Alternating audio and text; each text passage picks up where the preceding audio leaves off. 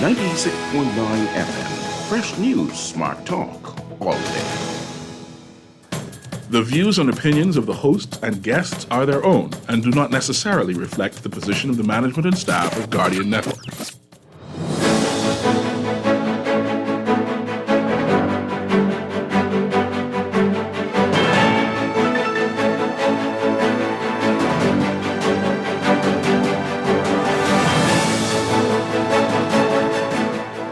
Good morning. The economic recovery nears completion. GDP growth yet to surpass the second quarter of 2019, though.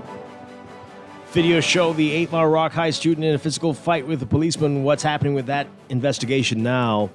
And we continue with Earth Week. We're talking with the Bahamas National Trust about mangroves, protecting trees and natural habitats, conch and more. It's all straight ahead this morning. I'm Dwight Strachan, and this is Morning Blend.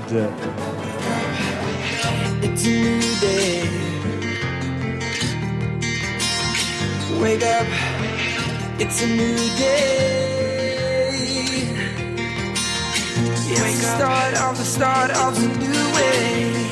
You know that it's the start of the end of the old way. Good morning again, Bahamas. It is Wednesday, April 24th, 2024. This is Morning Blend on Guardian Radio 96.9.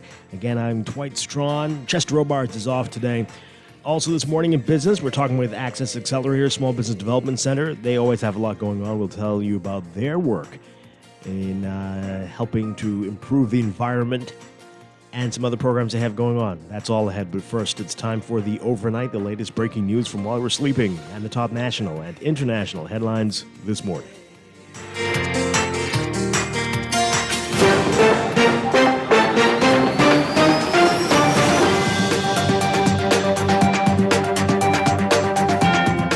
In the overnight, the Bahamas' economic recovery since Hurricane Dorian and the COVID pandemic has yet to match the second quarter of 2019, when real GDP came in at about $3.4 billion. That's according to new numbers released by the Bahamas National Statistical Institute.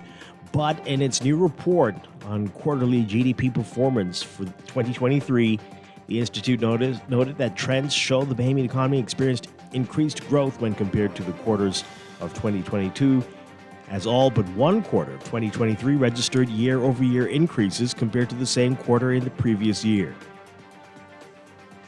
A partnership between the Bahamas and the People's Republic of China will see life-changing cataract surgeries performed right here in the Bahamas.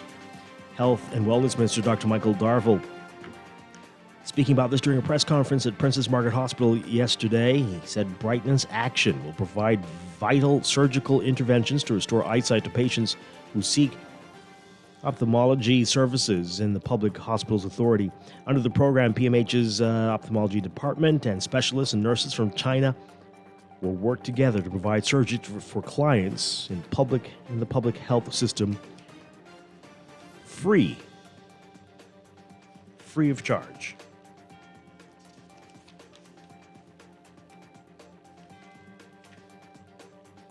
The Ministry of Education says that an incident at 8 Mile Rock High School involving students and a Royal Bahamas Police Force resource officer, that matter is under investigation now. The altercation was caught on camera and made the rounds on social media yesterday. In the videos, a uniformed officer and a student could be seen throwing blows at each other, while some individuals attempted to separate them. In a statement yesterday, the ministry said it has a zero-tolerance approach to school violence and takes very seriously any incident that disrupts the school environment. It said the school's administration team is working closely with the police on Grand Bahama to address the incident. The statement also says a number of students are in police custody, assisting officials with the investigation. It says that once the police have completed their investigations, the ministry will support actions that will ensure all those responsible are held accountable for their actions. The magistrate assigned to hear the corruption case of Michelle Reckley, the former director of the Urban Renewal Program, saying that he could not locate the file.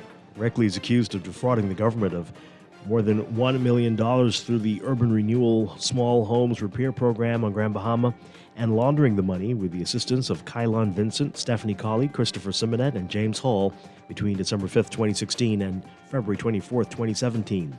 The matter was transferred to Senior Magistrate Shaka Serville after Assistant Chief Magistrate Subasola Swain, who previously had carriage of the case, was appointed to the Industrial Tribunal. At the time, Mario Ducil KC handed over written submissions aimed at stopping the trial that's been pending since 2019. Serville was expected to give his ruling on Tuesday. However, he said he could not locate the file. The matter was adjourned until next month. The defendants were not required in court for yesterday's court date. Simonet was there, though. More on that in today's Nassau Guardian. And a Cat Island man sentenced to 33 years and 6 months behind bars for murdering a 70-year-old American woman. Rodrigo Roll was found guilty of the murder of Janice Kessinger, who had lived on the island for 10 years before she was killed. The murder took place between September 29, 2017 and October 1, 2017. Kessinger's naked body was found discarded near a beach on Port Royal. A pathologist said that she died as a result of asphyxia and blunt force trauma. Witnesses said that Roll was seen driving Kessinger's SUV on September 29th and 30th. Her DNA was also found underneath his fingernails. Prosecutors did not seek the death penalty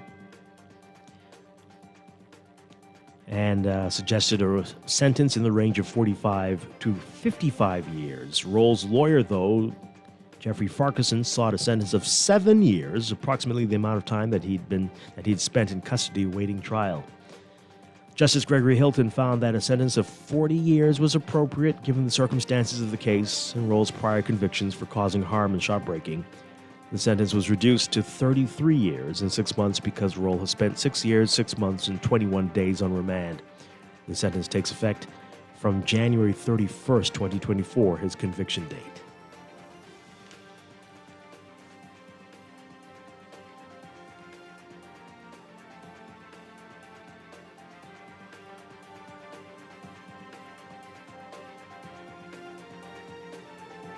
Overseas, the United Nations calling for a clear, transparent, and credible investigation of mass graves uncovered at 2 major hospitals in war-torn Gaza that were raided by Israeli troops.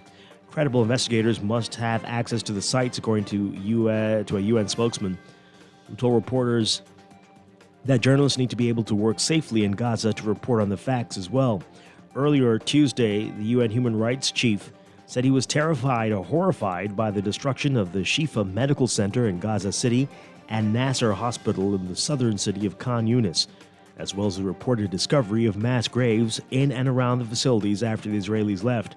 He called for independent and transparent investigations into the deaths, saying that given the prevailing climate of impunity, this should include international investigators.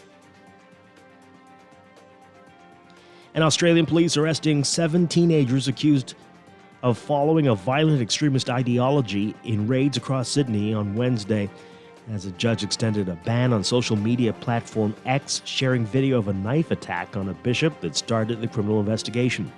The 7, aged 15 to 17, were part of a network that included a 16-year-old boy accused of stabbing a bishop in Sydney on April 15th. Clips of the stabbing were taken from the church's services live stream and subsequently made the rounds on X. An Australian regulator on Monday ordered the platform to take down the videos, an action the platform is fighting.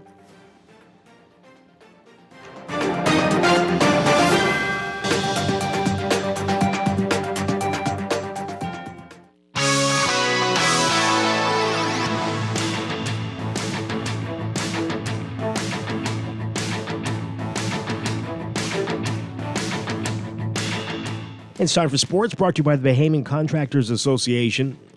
The Bahamas will be well represented at the 128th running of the Penn Relays, set for this weekend, April 25th through 27th, at historic Franklin Field in the University of Pennsylvania in Philadelphia.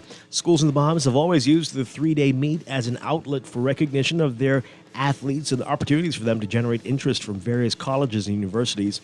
This year, expected to be no different.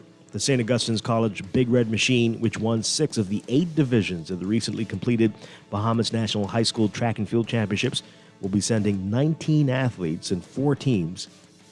SAC will be represented in the high school girls and boys 4x100-meter and 4x400-meter relay events. And Bailey Major will compete in the high school girls triple jump event. Dior Ray Scott and Camara Strawn will compete in the high school girls' javelin throw. SAC was the only Bahamian school to advance to a Championships of America final in 2023, finishing 5th in the high school girls 4x100 meter relay. You can read more about this in today's Guardian Sports section.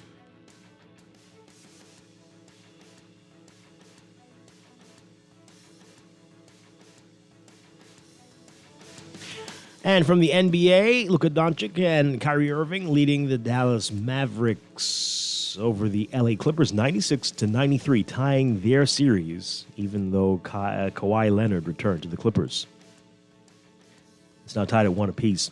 And the Minnesota Timberwolves taking a 2-0 lead over the Phoenix Suns behind 25 points and the ace defense from Jaden McDaniels. The Timberwolves winning 105-93 last night.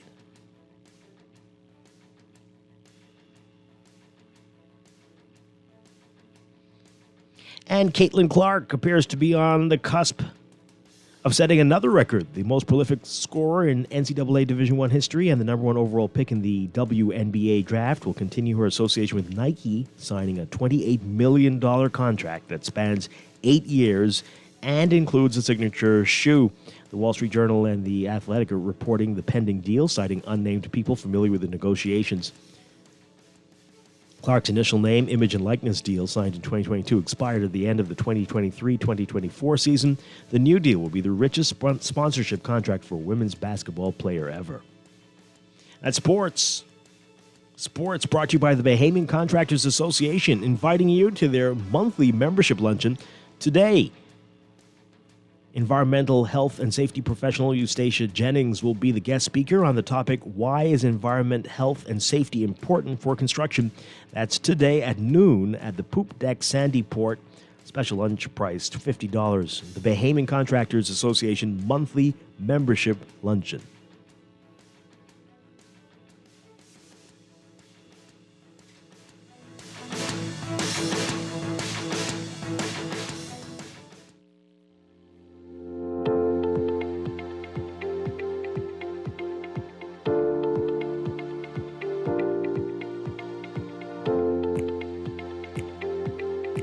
And we've got your first look at weather for the morning, brought to you by Easy Car Sales. Here's what's happening. We've got that cold front now over the southeast Bahamas. That's going to become stationary while producing a few showers over that area. Meanwhile, strong high pressure continues to build in the northwest and central islands. Beachgoers should exercise caution due to the risk of rip currents along Atlantic exposed coastlines. For the northwest Bahamas today, variably cloudy and warm, becoming fair and mild tonight. Small craft should exercise caution due to sea swells. Winds northeast to east at 10 to 15 knots. Seas 2 to 4 feet near shore, building 4 to 7 feet over open waters and along Atlantic exposures. For the central and southeast Bahamas today, variably cloudy and a bit breezy with a few isolated showers through tonight. Small craft should exercise caution. Winds northeast at 10 to 15 knots in the central islands, 15 knots in the southeastern islands. Seas 2 to 4 feet in the central Bahamas, but 3 to 5 feet in the southeastern islands. Seas higher offshore in light swells. Temperature-wise, today we are looking at highs getting up to around 82 Fahrenheit, 28 Celsius. Overnight lows tonight getting down to about 66 Fahrenheit, 19 Celsius. It is about 70 degrees right now in Nassau. That's your first look at weather this morning. We'll have your extended outlook coming up in just a bit.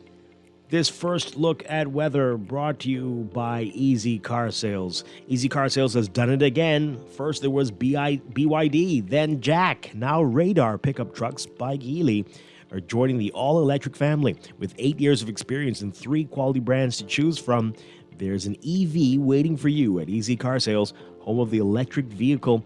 Visit easy242.com to see the many options for ditching the pump and driving electric. Wake up, it's a new day. Wake up, it's a new day.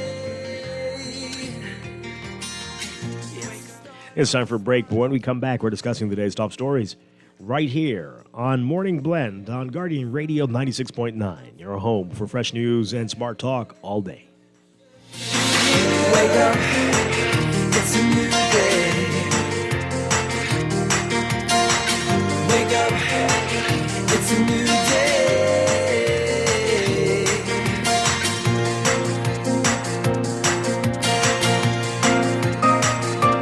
The signs are clear. It's time to pay less for your current mortgage by switching to Scotiabank. Enjoy lower interest rates and no payments up to 2 months when you switch to Scotiabank today. Plus, we'll even pay your switch costs. It's that easy. Ready to switch to Scotiabank? Call us today at 242-356-1697 or visit bs.scotiabank.com to switch your mortgage to become mortgage-free faster.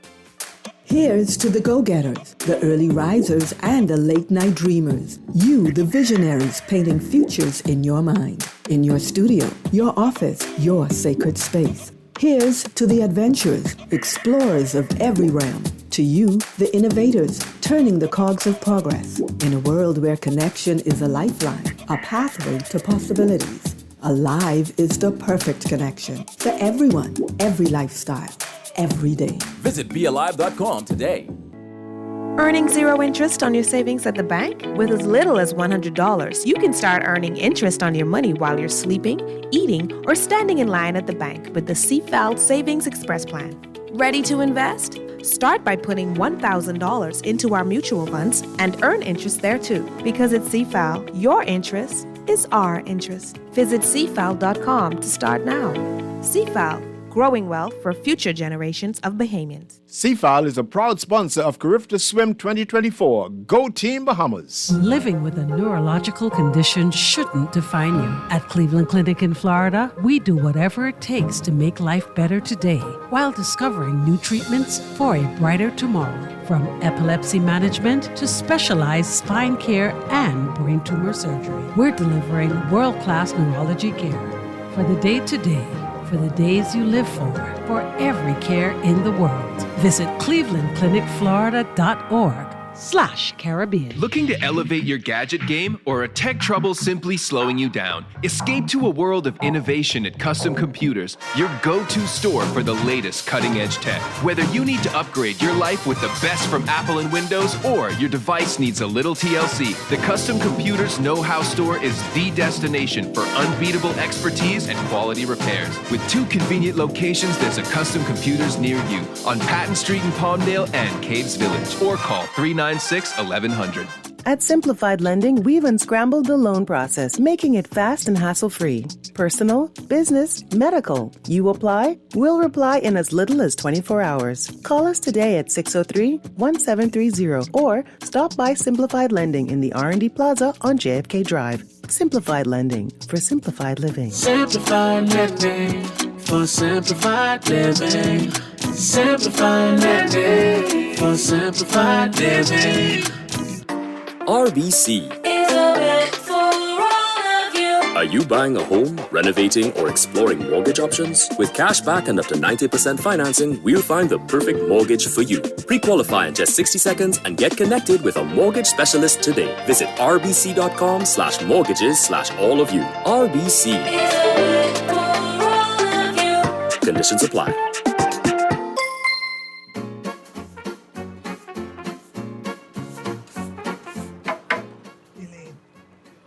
Hear what Boss Man was saying in the back there just now?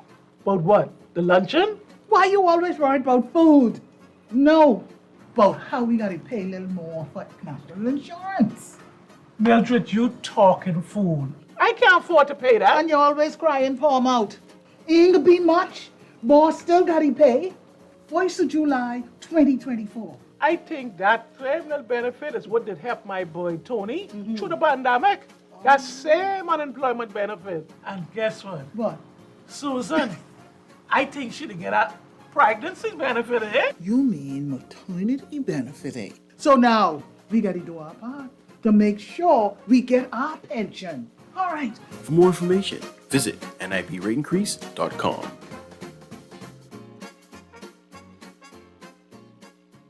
Wake up, it's a new day. Wake up, it's a new day. It's the start of a new way. Welcome back to Morning Blend here on Guardian Radio 96.9. We're streaming live on GuardianTalkRadio.com and on the Guardian Radio app for smart devices. We're also on your televisions on Cable Bahamas Channel 969 and BTC Flow Channel 612. You can tweet us at MorningBlend969 or Facebook.com/MorningBlend969. Text us on the Guardian Radio text line, powered by BTC 422-4796. Standard text rates apply. Once again, Dwight Strachan, Chester Robards, off today. He'll be with us later in the week. And we continue with our Earth Week series. Today we're talking with the Bahamas National Trust, talking about a number of things with them, including saving mangroves and forests and conch and a whole lot more with them this morning. And then later in business, we're talking with Access Accelerator, Small Business Development Center. They've got some environmental initiatives as well, and they'll tell us what they're doing with their women's programs also. So that's a lot to get to, but let's begin with what else is in the news.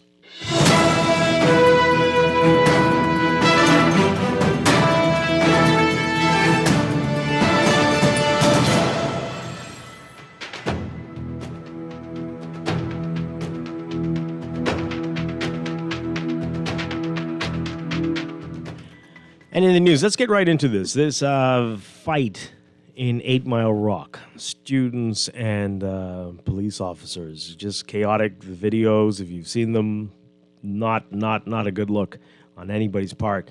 Our Rachel Scott writing about it today in the Nassau Guardian. The Ministry of Education said yesterday that an incident at 8 Mile Rock High School involving students and a Royal Bahamas Police Force resource officer was under investigation. The altercation was caught on camera and made the rounds on social media yesterday. In the videos, a uniformed officer and a student could be seen throwing blows at each other while some individuals attempted to separate them. Okay, so let me stop right there. So it's a whole lot more than that. I mean, they're rolling in the ground. It's chaotic. And then the students are running around, lots of expletives, cheering, like a carnival-type atmosphere. Everyone's jumping down and, like, ecstatic. Not too many people seem to be worried. It's like... And anyway... Let me continue reading. So the ministry said in a statement, the ministry has a zero-tolerance approach to school violence and takes very seriously any such incident that disrupts the school environment. The school's administrative team is working closely with the police on Grand Bahama to address this incident. There are a number of students in police custody who are currently assisting officials with the investigation. Once the police have completed their investigations, the ministry will support actions that will ensure all those responsible are held accountable for their actions. The Ministry of Education said school resource officers play a vital role in reducing incidents on school campuses. It said, quote, their work has assisted in the reduction of school incidents, diverting students from engaging in criminal activities, and improving overall school safety. Well... from that video, it looked like very few had any respect for the officials because they seemed to be, I assume that's a school official administrator who was trying to, he had a big cane. I don't know. He seemed to be hitting everybody, but really chaotic video. And again, there seemed to be some adults in the audience as well. Maybe they were picking up their children, but a mob scene. I can't describe it any other way. Just unsettling to see that. If you've seen it, let's talk. Even if you've heard about it, maybe. We've got a real challenge with authority, it seems, especially with school children and the police. This is not the first time we've seen a video where the fighting continues even when the police arrive. We've seen that with adults too, but especially with school children. And then this time, like, fighting the officer, a student,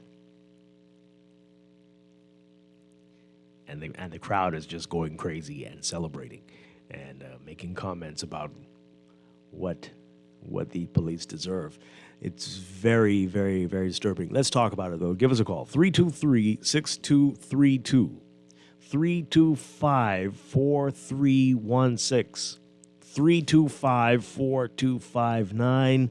Call us toll free 242-300-5720. Tweet us, Facebook us, text us 422-4796. What should happen in a situation like this? And again, why do you think this is these incidents are happening so frequently here now? We know in other parts of the world quite common, but this was up until a few years ago unheard of, right? The police come, everything stops.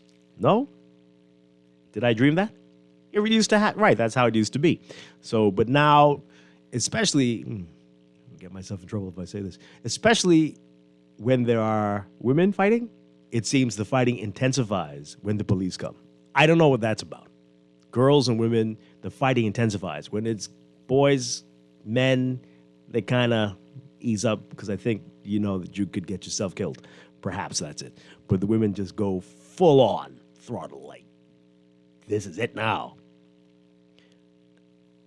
Clearly, that wasn't the situation. This incident, this was a fight almost to the death. It looked. I don't know. It wasn't going to end, and people were really having a great time. Very disturbing.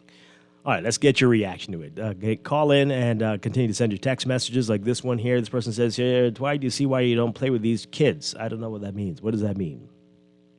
Okay. Those responsible should be immediately expelled and entered into some kind of program like shock treatment.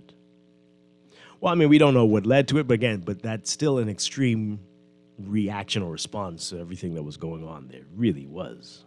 Really, really chaotic. This texter says here, I have a serious problem when they send police officers who are barely out of high school and barely hitting the 5-foot mark to oversee students. Oh, boy. There used to be a height and educational requirement for police officers. It's a recipe for disaster. I did think that the one instance where an officer was, this is one incident in which an officer was in fear for his life. Well, the kid wasn't stopping, and as you pointed out, as seems to be as tall as he was, and everybody else, there were other kids joining, it seemed, and the few adults couldn't get a handle on the situation. And then there's all kinds of people recording and people jumping up and down and screaming. That must have been terrifying. Can you imagine? It looked like the whole school was out there. This texter says here, oh boy. Who are you saying that to, texter? I'm not going to read that. Call in and say, how about you do that? Do we need to invest in proper training for officers? That student whooped him like a child. Well, I don't know if you can say that. But it was, again, other students weren't helping. They were getting some hits in as well. So he was attacked by a mob, it seems. So, I mean, I don't know what type of training you mean. In other places, a weapon would have been drawn and somebody would have been hurt. You know this. Plenty of people would have been hurt. So that took immense, I don't know if he had a weapon, but it took immense strength for him to not try to reach for that. This person says here, when all of you pile on the police, remember when all of you pile on the police with the mall incident, and I said, whoever you are, then that most likely the young man was rude to the police. This student is just like that? Okay, that doesn't mean that you should... I don't know why you bring that up. There's two totally different incidents. The violence is the issue here, though. That's what we're saying. So you're saying this is why you need to fight them and beat them up? Because some of them are very rude? This is why they probably have issues with police officers. Right? That's not the best way to deal with these situations. Some more text messages coming in. All right, this person says here, I feel sorry for the police officer because he can't face his wife. What?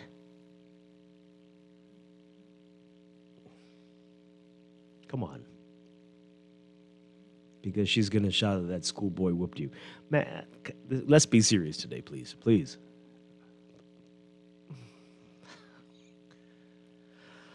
Ah, boy. Okay, police training. He needed to have a taser there. Okay, interesting. Let's take this call. Yeah, we're going to do that. We'll get back to text messages in a bit. No? Okay. Let's continue with the text messages. This person says here, easy, Dwight, no consequences. The women and children are punished with kid gloves or not at all. Who are you talking about? What does that mean? What do you... Okay, I don't understand. That little officer should not have been there by himself. This is so frustrating.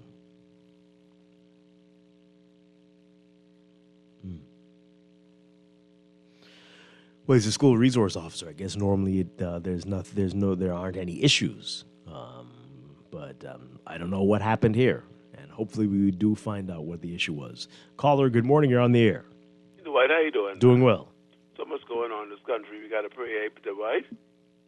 Really got to pray. What needs to happen is they need to review the tape, and those who has participated in this situation, there should be some suspension. No tolerance, zero tolerance when it comes down to suspending these schools. And that's what we need to do in this country. Zero tolerance. They think we are joking, but they need to be suspended, those who participated, straight down the line. Okay? That's what needs to happen. And overall in this country, the same thing needs to apply. Because we need to apply discipline in this country. Okay? Just like in the UBP days, you couldn't drop a paper in the road, but we need to get back to basics, okay? That's what's happening. Thank you. Okay. All right. Thank you very much. Let's take this call. Good morning, caller. You're on the air. Hi, are you there? Okay, call back. 323-6232. 325-4316. 325-4259. Tweet us, Facebook us, text us, 422-4796. Grand Bahama, we want to hear from you on this. What was going on? 242-300-5720. This texter says here, do you hear the reaction of your texters when it comes to the male officer? Let this had been a female officer or woman, your texters would not have been saying this, and certain it would have been Armageddon for the crisis center.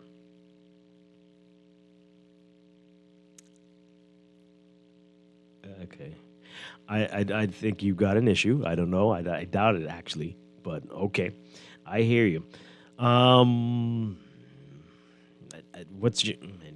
There was another video. Something was going on the bus, and the police came to part the fight along with some others. I do believe the force needs proper training and a consistent combat training. The student was taller than the police officer, and if there had been a gun that could have been taken off him because of the mob. Training.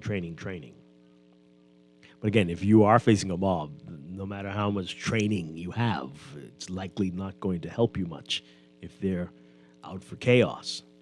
And that group seemed to enjoy the chaos. This person says, it doesn't matter if that officer is 2 feet tall. He has on a police uniform. These disrespectful children have to be punished for their actions. They don't respect anyone. Yeah, that's a great point. Well, yeah, let's talk more about that. Do you think that makes a difference if the officer is only a couple years older than the kids? If he is not 6'5", the uniform is supposed to mean something, right? What has happened? Caller, what say you on this? Good morning.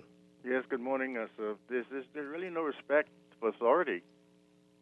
I mean, once the police presence is seen, then, everybody should not want to be incriminated with any further action that could be reported by the police. Mm-hmm. So they stop what they're doing. But definitely we have lost that respect. But I would mention this, Dwight. During the Vietnam War, there was a certain training that was offered to the U.S. soldiers who have to fight in that war. Because, the North and the South, they all look alike, and you don't know who is who, and you don't want someone firing a bullet to alert the present. So they were taught to put people to sleep with their hands. And I think the police need to just have this training so in a matter of seconds, the person who's rearing up would just fall asleep. It's possible to just touch them the right place with the right amount of pressure, and then there's no escalation, eh? So suppose we invite the U.S. Army to come in and show our officers how to do that. Would that work? You think that would be effective? Well, you think that would be helpful here? Well, we have to try something, and that method sort of worked. I mean, Because, I don't know how many opportunities they have to deal with somebody who's not armed, who they can get that close to. But they were on the ground. But yeah, you mean in situations like that? Yeah. Okay. Because I remember clearly when I was, we were shooting a game of pool called Ball in Hand, and not very many people know the game. So when I picked the ball up, the gentleman, he decided to take the ball and mash me in my face with the ball because he didn't know that you could, when you foul, you touch the ball. Well, when the police officers came, they said I used excessive force because the fellow was on the ground asleep. I didn't hit him. I just touched him. We need to learn how to do that. Okay. All right. All right. Interesting. Thank you very much. Well, caller, do you agree with that? What do you say? Good morning. Good morning, Mr. Swan. How you doing, sir? Doing well. You put me to call in Spark. You remember Star Trek? I do. You remember Spark is to touch people and he's drop? Right. Yeah, anyhow, but I mean, hey, homeboy, really had to be on that one. But okay, so I think that if you are in a fighting situation like that, then you're that close, maybe. But for some reason, when he said it, my mind went to something totally else. What I want to say is that we in trouble. Whenever society begins to lose respect for the institutions that require us to respect, like the office of government, the church, and law enforcement. Like whenever you see there's a decline in that respect for those institutions, you have to watch it because those are the things that are supposed to be the fabric or the thread that holds society together. So whenever we begin to lose our respect for those institutions, we need to check ourselves. You know what I mean? Because then we need to try and fix that because we cannot allow that to continue. So all I can say is that this is a prime example of the situation and the state our country is in right now, where we really need to really step back and really check things. You can't be worried about your personal life anymore because your personal life is also a part of our collective existence. So we need to focus on how we could like 52 had said before. We need to look for things that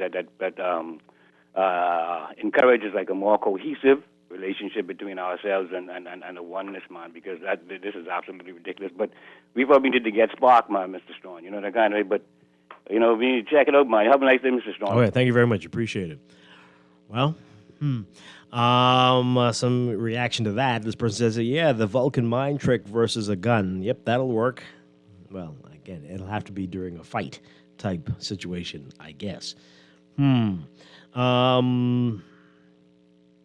Let's take this call and then we'll read the rest of your messages. Good morning. You're on the air. Hi, good morning. Are you there? No. Okay, let's get to these messages.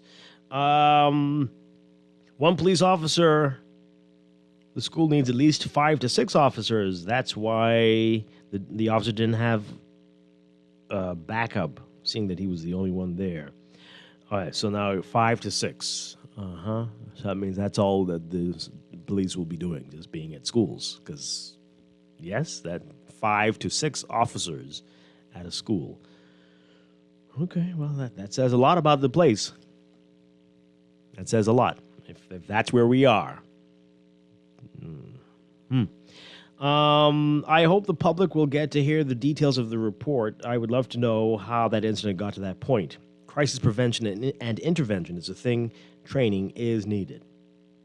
Another one here. It seems as if they are just letting anyone on the force now. Why are you all going back to this all the time? These kids think they and the officers are company all over the country. And why is that, right? What are we doing? How are you training your children? Are you telling them that no matter how young that officer looks, you need to not talk to them any sort of way? Right? Or are they just talking to them as if they're talking to a kid on the playground? Which I've seen before. And I'm like, wait, can you not use those words around the police officer? Like, but I didn't be, but like, okay. Anyway, you can be shorter and stronger, but this officer wasn't. He should not have been deployed by himself, or he should have had some self-defense training. I mean, we're joining the thing in progress. You don't know what happened, and he was outnumbered. There were a lot of people. Your caller wants the police to employ temporary paralysis on students. Boy, I tell you, I know one thing. If this was the USA, that student would have been dead, especially if he were black. Well,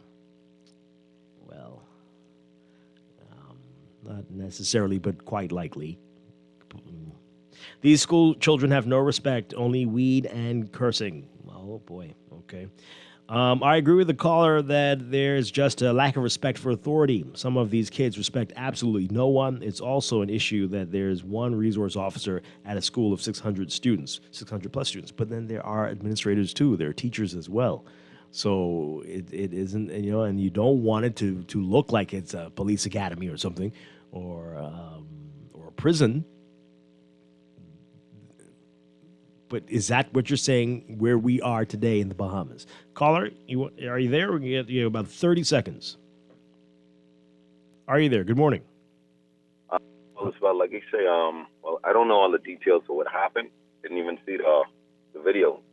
But I know when we was talking a few months back about discipline in school, I think too many people taking it as a joke, like the students in the school.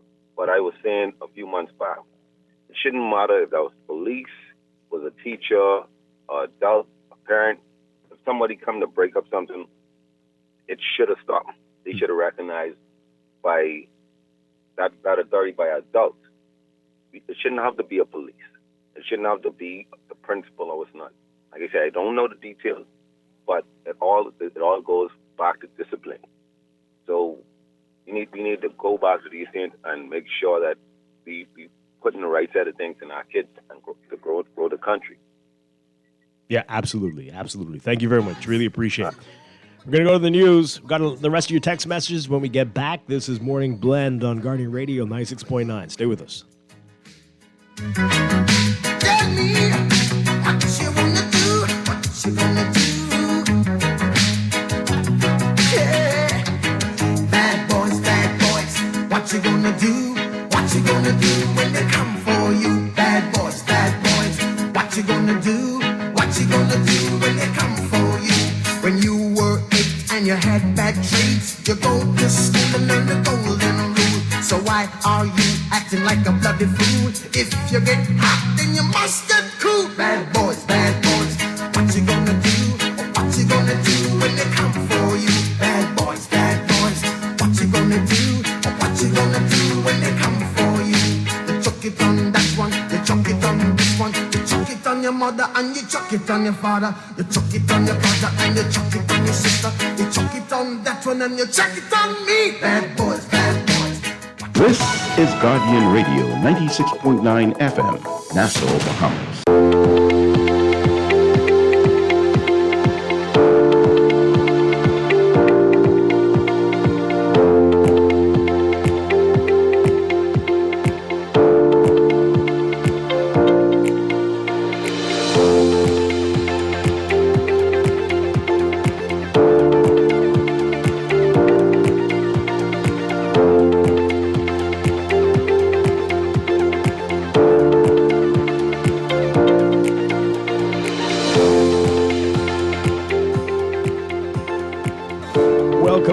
Morning Blend here on Guardian Radio 96.9. We are streaming live on GuardianTalkRadio.com and on the Guardian Radio app for smart devices. We're also on your televisions on Cable Bahamas Channel 969 and BTC Flow Channel 612. You can tweet us at Morning Blend 969 or Facebook.com/Morning Blend 969. Text us 4224796.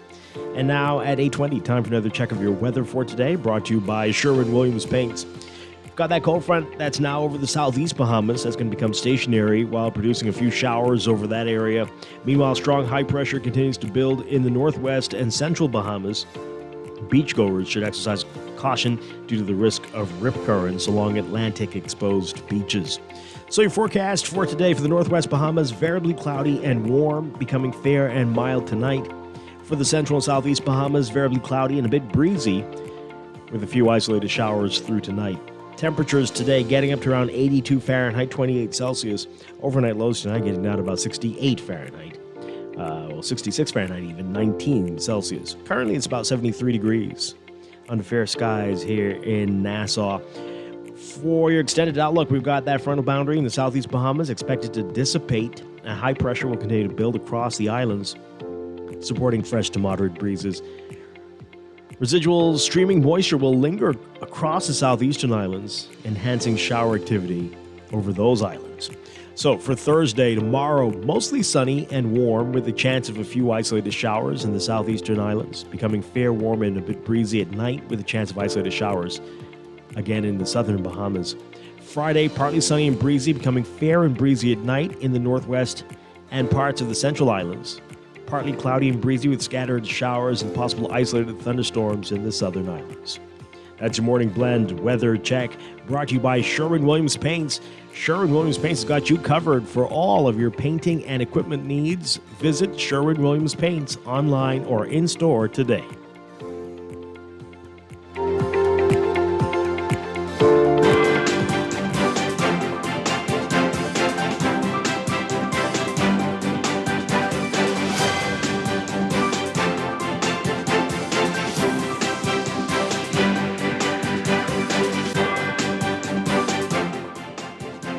And at 8:22, time for another check of your traffic for the morning, brought to you by RBC, a bank for all of you.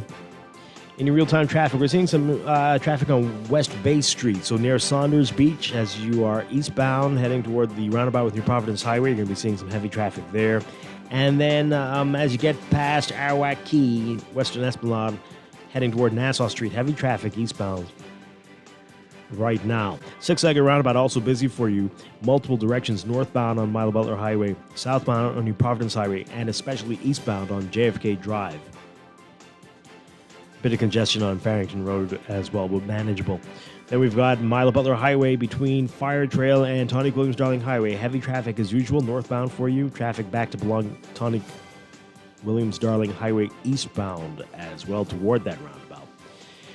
Gladstone Road, not looking bad for you, but you know what that means. The traffic is on the JFK Drive side and backed up quite a ways along Lake Cunningham eastbound. Slow-moving traffic there. And a bit of congestion on the westbound side near Theodore Lane toward the roundabout. Elsewhere, we've got Carmichael Road, seeing some slow-moving traffic heading westbound to Coral Harbor Road.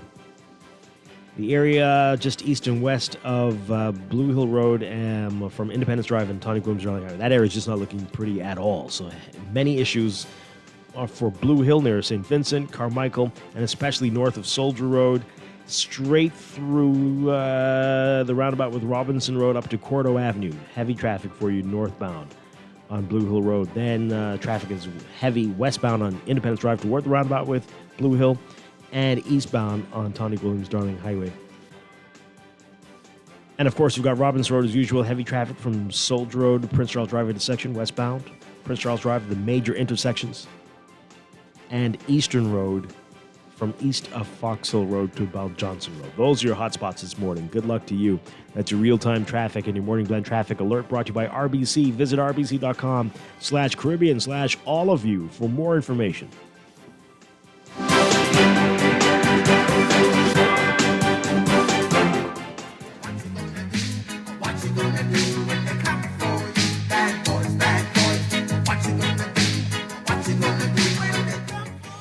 And we're back here with Morning Blend on Guardian Radio 96.9. Coming up, we're going to be continuing our Earth Week series, Part 3. We're talking with the BNT, the Bahamas National Trust. A lot to get to them about this morning. That's coming in just a few minutes. Want to get back to what we were talking about before the break about this fight in 8 Mile Rock, a student and a police officer, a school resource officer. And just a wild brawl. Watching it again during the break, it's even worse than what I saw last night. It just looks really personal. But the Ministry of Education and Police are investigating this matter. So we're talking about this. Respect for authorities, is that lost among our young people, our students, and even our adults? We see it with our adults as well. The fighting. The behaviors don't necessarily stop when the police arrive, which is very, very, very disturbing. So we're getting some of your text messages. You can still send them and quickly get your calls in really quickly. 323-6232, 325-4316, 325-4259. Tweet us, Facebook us, text us, 422-4 4796. All right, here is this text. The problem is there's too much slackness and corruption in the country. There's no fear of consequences from action. They can say suspend the student, but if he is connected to someone high in position, nothing will happen. Our country's problems are simple to fix. Okay, but is there the will to fix it? That's the issue, because the system that you mentioned seems to be working for quite a few people. And instead of making it better, people just want to get into the position where they have friends in high places. Wow. This person says here, where were the school security officers whose primary job is to secure the school and should have been there to assist? Okay. All right. Texter, come on. Anyway, they also have the school resource officer, and he was in the middle of it. There are a couple of adults in the video. They don't seem to be able to do much. This person says here, we read this already, yes. Height doesn't have anything to do with it. You have small, petite. Oh, my goodness gracious. Hey, texter, seriously, do you need help? All of your text messages are about your issues with women. This is very weird. Call in and say these things so people can know who you are so they can seek you out to help you. Because I'm not going to read this. How did I get to that? Oh, man. Wow. Boy. It's true that that was my first thought. What is? The officer would have been justified shooting that kid. What? Well, I don't know about that. But in some other places, it could have ended badly. But I don't know if that's extreme. That's extreme. The kid is unarmed. Now, why were all the other kids carrying on like that? That's what, right? And like this, they were watching a concert. I didn't see any handcuffs on the cops. I mean, were you there? How do you know? There's a lot going on. You could barely follow the action. You really when you're zooming in and looking all over? Okay. At this point, it isn't about the optics. If the school needs to look like a detention center for students and staff to be safe and students to learn to have respect for authority, then so be it.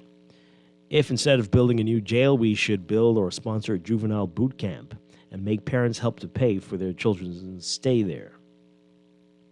So this is when I said, do you really want to have 5, 6, 7 cops on a school campus? So they're saying, if that's what it takes. Okay, well, that's going to be a lot of resources that you're going to... Okay, allocate to schools. I don't know. This one says here, these school children have no respect. Oh, yeah, we read that already. The difference between you and me is that I will put on him what his father was not there to do and proper one. Who are you talking about? What? Who? You talking about who? The kid? So that's probably why he's fighting the cop now. I don't. You think? Okay. So you beat him up, and then he'll learn.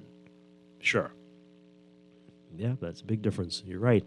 I used to tell my children to go the other way when they see trouble because you can be injured when you're standing around. The students not only stood around, but you can hear some of them egging the student on and using obscene language in the process. They all need a lesson on what it means where did the text go? What it means to respect the law and what constitutes a crime with special circumstances. Yep. One word, upbringing. I was raised to respect authority and have likewise done so with my children. Dwight, I'm reminding you that that teachers are not encouraged to get into or break up fights. If they are injured, the Ministry of Education will not support them because they were already informed not to get involved. Everyone always asks, where are the teachers? But there is no one to support them if or when they are attacked, except the union. We all saw how violent that fight was, and it was mentioned that the officer's arm was also broken. What? Really? Did you hear that, producer? His arm was broken? Okay, well, where'd you get that from? Anyway, all parties involved need to come up with a better solution. Okay, well. Children respond out of their education. Sadly, parents and school teachers are not the only educators in our children's lives. Media and social media are major parts of forming the thoughts, attitudes, and actions of children. Being a bad boy or girl is glamorized and desired by our developing teenagers. Taking revenge with violence makes high-profit movies, but destroys societies. We need to monitor what media children consume. And this one says here, absolutely, schools should be mini military schools to help correct our particular situation. This is coming from experience, not hearsay. Okay. All right, I hear you. This one says, the unfortunate thing is that we take everything at minimal value. We do not think things like this.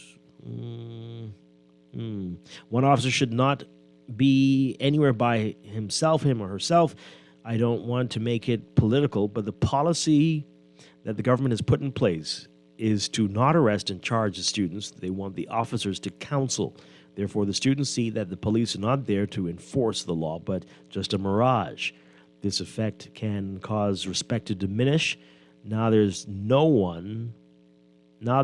just one reason why we are like this, but we keep trying to find a bandage to cover up a serious wound. Yes, the officer's arm is broken. Oh gosh, well, that is crazy. A couple more messages here. This person says, I've been thinking of a fitting punishment for the boy. There will be some of the community who will pat the boy on the back for winning the fight. He needs to feel the pain he inflicted. Physical punishment is not the answer. Based on his parents' financial position, each of their wages should be docked for the next 5 years. Oh, my goodness. When the boy starts to work, his wages should be docked for 3 years, and the parents' wages deduction should be decreased by 20%. His access to a travel visa should be denied for 2 years post-graduation, having to pay penalties this for 5 years, and losing the right to travel will dull any pleasure out of abusing another individual. Well, I hear you. That's harsher than some people who committed murder got in this country, but that's interesting. Okay. And the money should go to the office's medical bills. Interesting stuff. The students' parents should also be dealt with. Yes. What are the roles of the senior master or mistress? Well, again, there's a couple of adults. There's somebody with a cane who's moving it up and down. That's all it seems to be. I don't know what he was doing with it. It was like a Harry Potter wand he was doing, trying to cast out a spell on somebody. But, wow. Rearing of children is a major downfall in this country. Children are treated as untouchable property by many parents. Don't talk loud or chastisement. When we grew up, when we saw a police officer or a school teacher, you straightened up. But today, discipline is out. Well, I don't know if it's out. It's the type of discipline is interesting and questionable, and I think that causes some problems. This person says here, the student committed a criminal offense and should be held accountable for his actions. Place him before the courts. And this texter says here, you meet animals with animal submissions. I hope the police deal with him accordingly. Show him what the police can do. What does that mean? And this one says here, there are no police resource officers at private schools. What is the difference in the students? Interesting stuff there. And, oh boy, here we go. Well, we knew this was going to come. Because the schools are overrun with Haitian Bahamians, this is the end result. Really? They are lawless and, oh my God. They are lawless and carry on like this is Haiti. And that scene looked like one of those videos. I was just waiting to see blood. There's a civil war going on in the schools between nations. Imagine if those kids' parents carry on like that. The police will be in serious trouble. Bahamians have respect for the police. Okay, well, you all have selective memories, but that's interesting. Hey, we'll see what comes out of this. It's very fascinating stuff there, and we hope if the officer's arm is broken, indeed, wow, we hope he recovers soon, and we hope we really find out what led to this Very disturbing incident. All right, we're going to take a break. When we come back, Earth Week. We're talking with the Bahamas National Trust right here on Morning Blend on Guardian Radio 96.9. They come for you, bad boys, what you gonna do, what you gonna do when they come for you. In 2023, over 9 million visitors came to the Bahamas. This year, we plan on shattering that record. That's why tourism is everyone's business. Paradise is not only found in Nassau, but throughout our 16-island destination. No matter who you are or what you do, we all have a part to play in our tourism industry. This is our country. These are our islands. This is our home. That's why tourism is everyone's business. Get ready! On May 4th and 5th, athletes from around the world will compete to secure their spot in the Paris Olympics. Come, witness history as our Bahamian athletes run against the world and chase the sun. From paradise to Paris at the BTC World Athletic Relays here in Nassau, Bahamas at the Thomas A. Robinson National Stadium. Get your tickets now at worldrelaysbahamas24.org or at the Andre Rogers Baseball Stadium box office or at BTC Mall at Marathon or BTC Southwest Plaza. BTC World Relays. Be there. Screws and Fasteners World, Balfour Avenue and Palm Beach Street, has those hard-to-find fasteners for you right now. You can find stainless steel regular hex, carriage bolts, galvanized bolts, threaded rods, nails, self-tap screws, sex bolts, anchor bolts, turnbuckles, masonry tools, hand tools, and weed whacker strings. Check out the rope selection and car body fasteners, too. Special orders are welcome. It's your #1 fastener store. Screws and Fasteners World, Balfour Avenue and Palm Beach Streets. Call 326-1976. Here's the sure-winning art store moment from Shelley and Dee Dee. We're the only full art store in the Bahamas. If we don't have it, we make a list, and trust me, our boss can get that. If you need that, he can get that. You can find sketchbooks, acrylics, the canvases in all sizes, stencils. We have the Angelus that they use on shoes and letters. We're the only persons in Nassau that carries the Montana spray. We have the Krylon sprays, watercolor and paints, the oil, chalk paints, the alcohol paint, metallic paints, the little Floetrol, and we have cleaning products for the artists, thinning products for the artists, and Crayola colors, and glitters, pencils, the Posca markers, and pastels, oil, and the acrylic pastels, dyes. Oh yeah, we also have airbrush paint. I didn't forget that part of the movie. Gift sets, hobby craft, Oil, shrimp, stew, shrimp gumbo. But art supplies. We have a lot of them. Sherwin-Williams Art Store. Find colour in every day. All those loans I had were so overwhelming. Fidelity's debt consolidation loan combined all my loan payments into one easy payment with a built-in savings plan that pays me unbeatable interest. It's time to make that move to Fidelity. Call 356-7764. Fidelity, we're good for you. Make Mother's Day one to remember with a delightful Mother's Day brunch valued at $300 courtesy of Haagen-Dazs and Fun Foods Wholesale. It's simple. Just head over to Lickety Split or Super Value locations and purchase a pint of your favorite Haagen-Dazs ice cream for just $8.99. After purchasing, don't forget to write your full name and number on the back of your receipt and drop it into any entry box at the store. You're now in the running for our grand prize drawing, taking place on May 10th. Hurry, this offer ends soon. Happy Mother's Day from Haagen-Dazs. Promotion ends May 8th. Doctors Hospital has reimagined primary care. We have invested to improve our health system, ensuring that accessible, affordable, world-class clinical care is closer to you. We understand that your relationship with a primary care provider shapes the foundation of your overall health. Our new modern primary care facilities are where critical diagnoses and true personalized treatment begins. With locations across New Providence, Grand Bahama, and Exuma, we invite you to experience the Doctors Hospital difference. Book your next appointment at clinics.doctorshosp.com. RBC is a bit for all of you. Life is full of twists, turns, and defining moments that create your own unique story. However your story unfolds, we're here to help guide you through it. From every big decision to every new adventure, RBC is a bit for all of you. Visit rbc.com/Caribbean/all of you. Tired of banks forcing you to use technology to bank the way they want you to? Your convenience is important.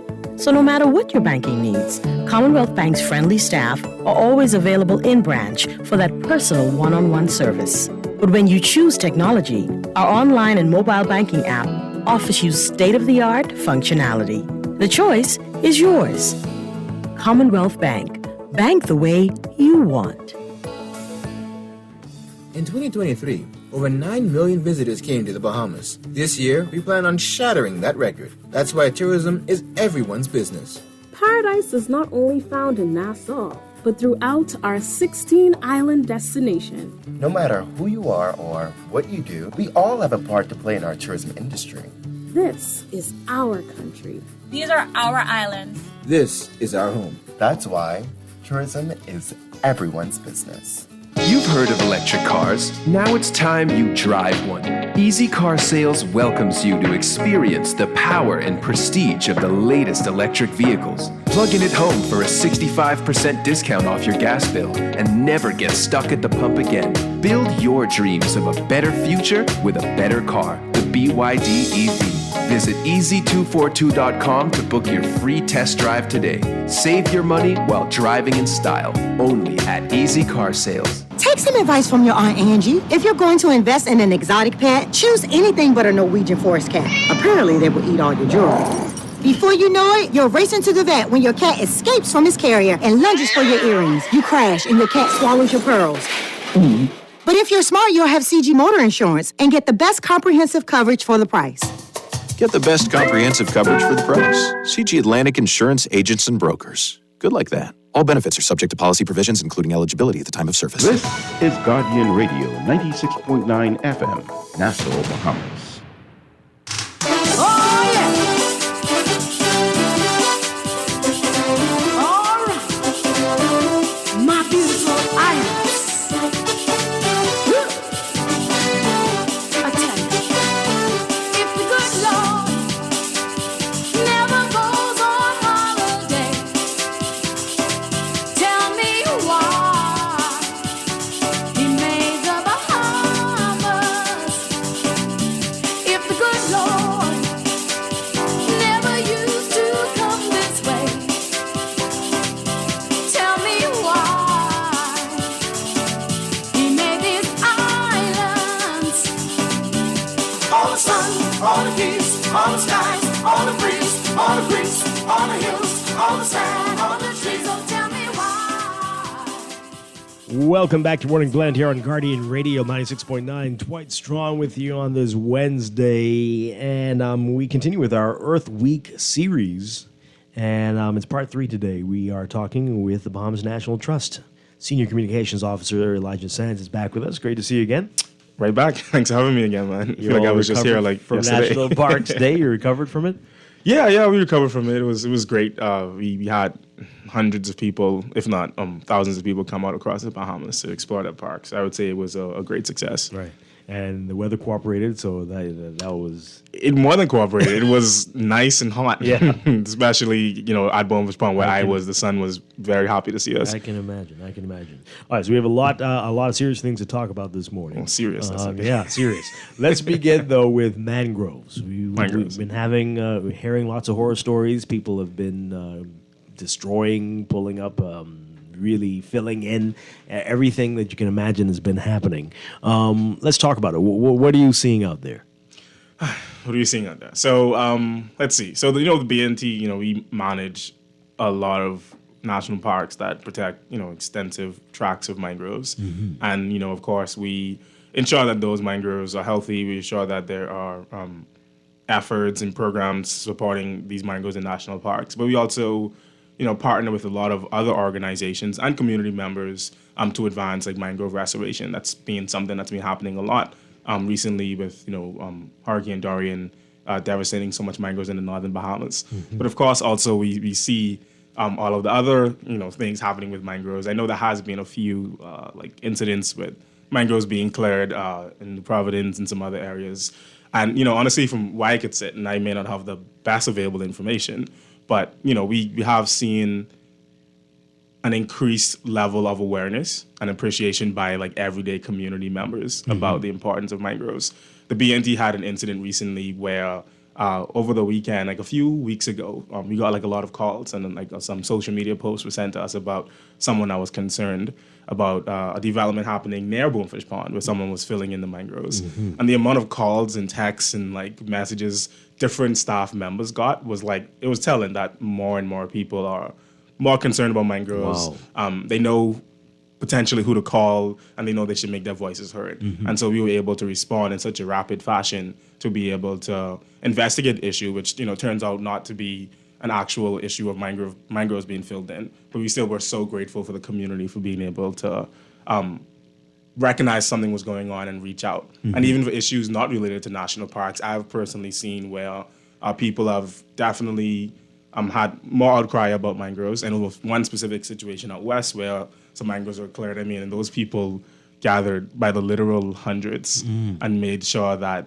it was stopped. And also, you know, they were contacting agencies like DEP to ensure that the issue was investigated and that if it was a violation, that it would be, dealt with. All right. So what are you seeing? Is it very frequent or not that frequent that you're seeing mangroves being depleted, devastated, destroyed? What are you noticing out there? Is it rare or is it more common than we'd like? You know, I think from what I can see personally, it's not a common thing. And again, this is just from where I could see. I'm not trying to like speak for somebody else's perspective or someone else's point of view, but from what I can see, it doesn't seem to be that common because, again, so many people are watching now. So many people are watching, and people will let someone know if they see something happening. Right. It's not like 15, 20 years ago. I mean, I was young, but it was not like 15, 20 years ago where from mangrove being filled in, someone could say, oh, look at that swamp just being filled in or something like that. I think years and years of environmental education from so many organizations have started to potentially shift the culture a little bit in terms of how people recognize ecosystems like mangroves and encouraging them to stand up and say something when they see something is going on. Yeah, let's talk more about that because we take it for granted that people know that it isn't just a swamp. Right. This is something very important. Yeah, so I mean, you know, mangroves are one of the most important ecosystems on the planet. And that's definitely a true statement also for us here in the Bahamas, where we're so dependent on our coastal and marine resources. There are so many different categories of benefits that mangroves support to us. You know, of course, I like to start with some of the rather obvious. Bahamians, we love to consume, but we also depend economically on certain marine species. Right. Snappers, groupers, conch, crawfish. Those are the ones that we eat, and then ones that we shouldn't be eating, you know, things like sharks and turtles, etc. All of those organisms grow up in mangrove ecosystems. Mangroves are nurseries for these marine species, and so they spend a good chunk of their juvenile life in these mangroves before they go out onto the reefs and other areas where we tend to encounter them or harvest them. So that's, one importance. Another big benefit that mangroves provide to people is, the fact that they are so important for coastal protection. Especially coastal mangroves that can be found. When I say coastal, I just mean found along the coast, on the edge of the island, essentially, edge of an island. They help to protect us from storm surge, and they also help to prevent erosion. Mangroves are, especially red mangroves and black mangroves, they trap and compact sediment, essentially. So they help to create and stabilize land. And that's something that people overlook because you don't tend to see it a lot. But they tend to stabilize our coasts and other areas. And another, in that same sense, they also help with flood protection as well. When we have storm surges, et cetera, these mangroves areas and tend to be like flood guards where actual water, et cetera, can spill over into these areas. Right. Of course, climate change is always a huge topic, and we know the role that mangroves play in capturing carbon and storing it away. Pulling carbon from the atmosphere, like all trees, but mangroves are especially good at this. Wow. So pulling carbon from the atmosphere and storing it into their roots and into the ground below it. So they're like super carbon sinks is what we call them. And so apart from, biodiversity and the role they play in climate and the role they play in protecting our coastlines, et cetera, they also are a source of just recreation, You can enjoy kayaking, snorkeling, so many different activities in mangrove ecosystems. So you can't overstate how important mangroves are. I mean, it's a topic that I can talk about forever, but, they're just incredible ecosystems. And, there has been around, but not just here in the Bahamas, but around the world, they've been viewed as wastelands, et cetera. But I think more people are starting to recognize the importance of mangroves. Yeah, you mentioned it. 15, 20 years ago, people were filling in wetlands like crazy around here, especially in Providence. Yeah. Did we do any like irreparable damage from that? Have we recovered? Have we truly lost some things as a result of those behaviors? Yeah, of course. I mean, developing countries. So certainly for New Providence specifically, there has been research done by our partners at the Perry Institute for Marine Science. that kind of just showed the amount of mangrove loss on the island of New Providence over the years. And Bonefish Pond National Park, which the BNT manages, is one of the last intact remaining coastal mangrove ecosystems on the island. So we have lost a lot. And, that's where national parks come in. They're not meant to be like, destroy everything else and we'll just keep this part. But it's kind of almost like that as well. Like, this is your insurance policy, essentially. These are areas that will never be developed. These are areas that will always be protected, always be managed. And they're areas that can help mitigate and restore other areas outside of the boundaries of a national park. So there has been damage done that we won't recover from that perspective. And then, of course, you also have things like Hurricane Dorian, which, I mean, if you went to East Grand Bahama or Abaco and saw the amount of mangroves that were devastated by Dorian, it was like catastrophic. Yeah. But now we do have partners on the ground locally and internationally that are like full steam ahead with mangrove restoration. We've been full steam ahead since Dorian made landfall, and you can do that. Unlike the pine forest, which is a little more challenging. Well, right? yes. Well, it's not that it's a little bit more challenging. I think it's just, and this is from my perspective again, we haven't had to restore pine forests before. If I'm correct, I could be wrong, but I don't think not at this level, right? No. Yeah. But we have seen pine regeneration on these islands. Though, I mean, we started to see pine regeneration before mangrove regeneration on some of these islands. So really? There is a hope for some of the pine forests, and I think the Department of Forestry has been since Dorian looking at ways and methods to start figuring out, okay, do we need to restore these pine forests? And if we do, then how do we go about doing that? Yeah. Oh, we'll get back to pine forests in a bit. I want to talk a little more about mangroves. The penalties. What are the penalties, and are they strict enough to discourage the types of behaviors we've seen in the past? So I do not know the exact fines and penalties outside of my head. Well, from the top of my head, sorry. I do think that they are much better than what they used to be. And if I'm correct, I think there is a new, I saw a interview from the Department of Environmental Protection and Planning a week and a half ago that said that some new penalties were currently in front of Cabinet, and they were meant to provide, better fines for environmental violations. And I think of some of the numbers I've heard so far, I think they're better. I mean, anything is better than nothing. Yeah, the new act and new law that was passed in 2019 was like a first step, and now strengthening that to start and figure out, okay, what do we need to be fining people for? Because, and the BNT also has our own set of national park bylaws for violations occurring in national parks that give us the ability to issue spot fines and our own fines for violations in national parks. Wow. So that's, a separate thing. But I think the idea is that to make the fees strong enough to cover, like, whatever damage you've done, like this, the fee we're charging you will be able to cover this, but also any scientific research efforts that have to happen to discover how much damage you've done, you're going to cover that, and you're also going to cover the mitigation and restoration, short, medium, and long term. Hopefully, I think is the goal of these fees. Yeah, the National Trust recently got a big shout out from a high level celebrity, Oscar winner Leonardo DiCaprio. Talk about that. He seems to know a lot about what you all are doing. Yeah, and he's on board with the Save the Mangroves fight.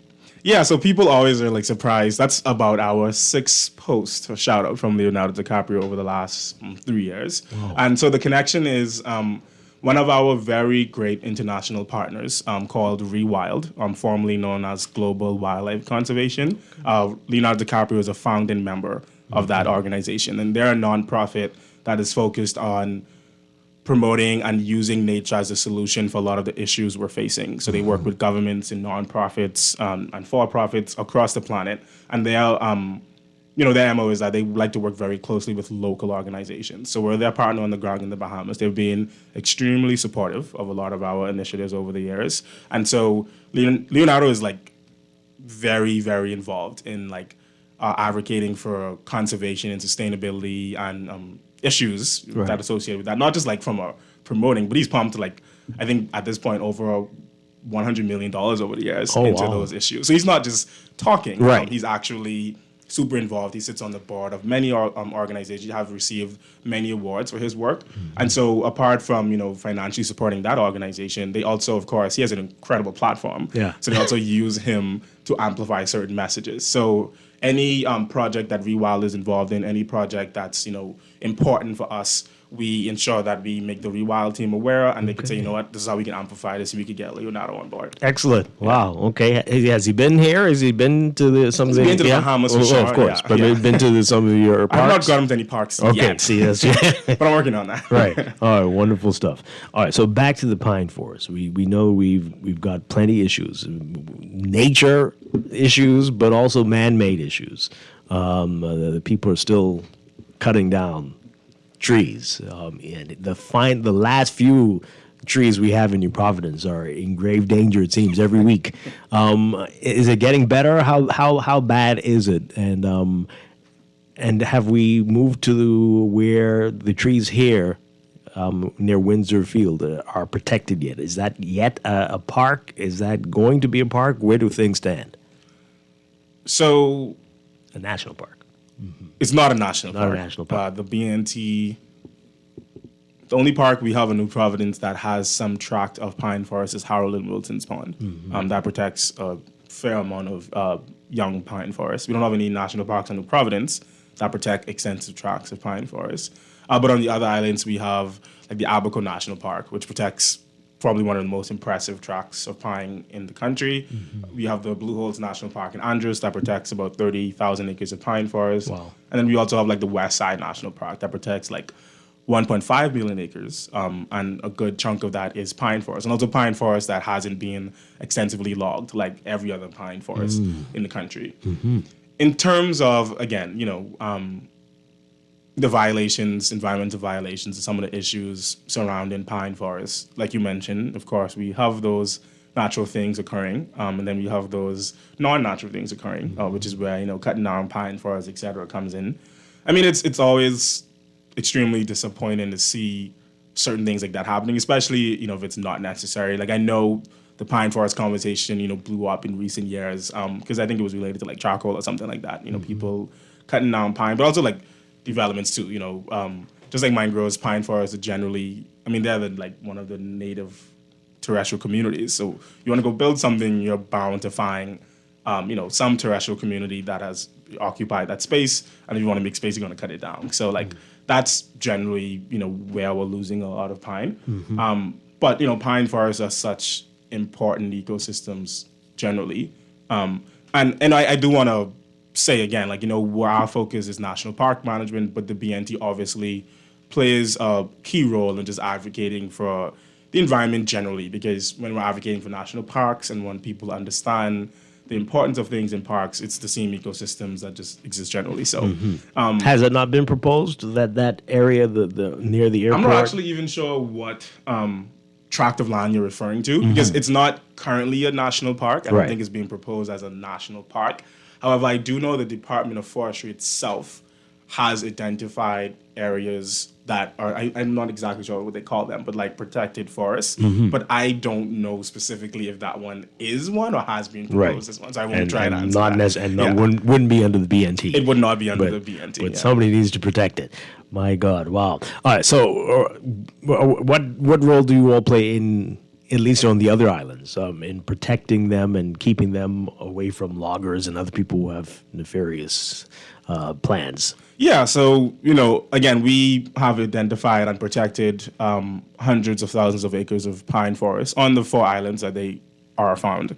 I mentioned some of those parks earlier that we mentioned. Once those areas are protected, they're protected. You're not going in there, you're not going to cut down no pine trees, you're not clearing any land, you're not encroaching into anything like that. The BNT enforces the rules and regulations of national parks. We patrol all of those areas.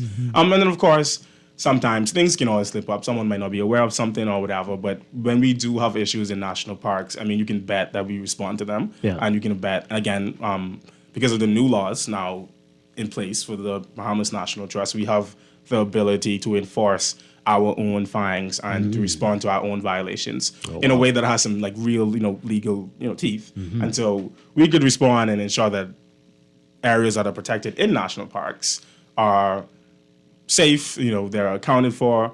And then again, of course, so areas outside of parks, even though it's not right within our jurisdiction, the BNT still provides a lot of support to other agencies, Department of Forestry, DEP. I mean, you name an agency, we provide technical expertise and support to them when we can, how we can. Yeah, well, all right, we're talking with Elijah Sands with the BNT, Bahamas National Trust Bahamas. Conservation, we know that's a big thing. Let's talk about that, where things stand with that. Are attitudes changing towards conch and saving conch and closed seasons, or what are you hearing from people? So, conch has always been a species of focus for the BNT, one of those species we have concerted efforts in, specific programs to conserve. The BNT launched the conservation campaign in 2013, and that was one of our first major projects focused on conserving conch, raising awareness of the plight of conch. And that project was a lot about raising awareness about the plight of conch firstly. So, that's when we had the Conch Gone music video come out, and that was a big hit, and people really enjoyed that. And we did a lot of infomercials, a lot of educational campaigns focused on conch. Since then, the BNT has explored different conservation projects, etc. Recently, we just concluded a project in East Grand Bahama in McLean's Town in Sweetens Key. It was an IDB-supported project, and it was focused on exploring and trying to put in place alternative livelihoods for conch fishermen. So, for conch, you have a lot of communities where people they depend on conch, that's their number one source of income, and so we were focusing on how can we make them use the resource better, get more benefits from the resource, and also what are some other livelihoods and things they can do to support their own lives instead of relying so heavily on conch. So that was a project that was relatively successful. It involved getting fishers from the local community and just teaching them different things, showing them different stuff, different products they could get from conch, and then trying to set up things like a cooperative and association so that they can benefit from the same resource but better. And the idea long term would be to relieve some of the fishing pressure on conch. So we concluded that project, and they seemed open to this? They were very open to it. Yeah, we have a documentary, 20-minute documentary that we premiered last year or year before last that showed the progress of the project. And if you go there now, these fishers are very engaged. They know way more than they did, and they're extremely grateful for a lot of the knowledge and things we showed them. But what about the public? How is the public feeling about a potential closed season and looking at alternatives? So I don't have any information on whether or not there will be a closed season for conch. I don't think that has been, at least from where I sit, that hasn't been a conversation that has been coming up a lot. I know it's something everything bounces up every now and then, some random day somebody makes some post or something and then it becomes viral, but I don't know what the conversations are with a closed season. We at the BNT, we're not exactly waiting on certain things like that to happen. We're advancing with our own projects. We're advancing with our own campaigns and initiatives so that, no matter what, because that's a national decision. So no matter what happens from that perspective, we have things, that we're doing to assist in that. Because that is one thing, but conch populations are declining. That's very well known. So closed season, no matter what you do, catch limits is the population is already depleted. The population is decreasing. So we still need to do things to help see if there are ways to restore populations, and then that's one thing we are doing in Exuma right now. We have the world's first mobile conch hatchery where we're experimenting, so it's definitely a pilot project. We're experimenting growing conch from eggs to a certain stage and releasing them into a protected area to see if it's a viable solution to restore historically stocked grounds of conch. So that's something we're doing in Exuma, and that's pretty exciting. We're doing that in partnership with the community and the Florida Atlantic University, Dr. Megan Davis. And so we're exploring if this is a form, it's not like farming, it's not conch farming. It is aquaculture, but it's a different kind of aquaculture to see if we can grow conch to a certain stage, release them, and replenish conch populations. What's the timeline like for that? What do you? We launched it about last year, and it's currently in Exuma at the Mariah Habiki National Park, and summer because we go out and collect conch eggs, etc. So we're about to restart the project again. We had a first phase and we did our trials and we tried our challenges and successes, and now we're about to start again to see if we're gonna. It's definitely like a pilot project, so there's a lot of experimentation. It's not being done before in the Bahamas. Dr. Davis have done it in other countries, but now we're here and facing our own set of challenges. So, So based on what you're saying, we assume that the first phase was extremely challenging. It was extremely challenging. It was very, very challenging. But we learned a lot from that first phase, and I think the lessons we learned will be key in getting us closer to success in the second phase. Trust me, when we're successful, everybody will know because we make a lot of noise. Okay. But we're definitely moving forward with that and seeing where we could go with that. What are some of the other issues you're hoping to bring more awareness to with the public? Things that you're not hearing much talk about, but that you wish people were paying attention to? Well, that's a good one. More issues that I wish people would pay attention to. Were you all very instrumental with the grouper and grouper seasons? Yeah, BNT played a role, in advocating for that, for sure, back in the days. I think, so another issue, I think a big issue, not a big one, but an issue that's growing that we want more people to be aware about is probably invasive species. And it's the reason why I would touch on that, because it's a complex one. The Bahamas as a island nation are highly susceptible to invasive species. And there are a lot of species that are invasive that people know about, or some people don't know about, but they are plaguing national parks, and they also have an effect on just everyday life and the everyday environment. I know we have species like the invasive casuarina tree that is on every island almost, and every beach, etc. That I think there was one point where we started removing them, or some organizations started removing them. There was like an outcry, like people love them. Cut down the shade, We also have things like green iguanas, and I would touch on, and raccoons from a terrestrial animal perspective. Those are serious invasive species that are causing havoc on certain areas, certain environments. We've definitely started to see some of them getting close to areas in national parks or appearing in national parks.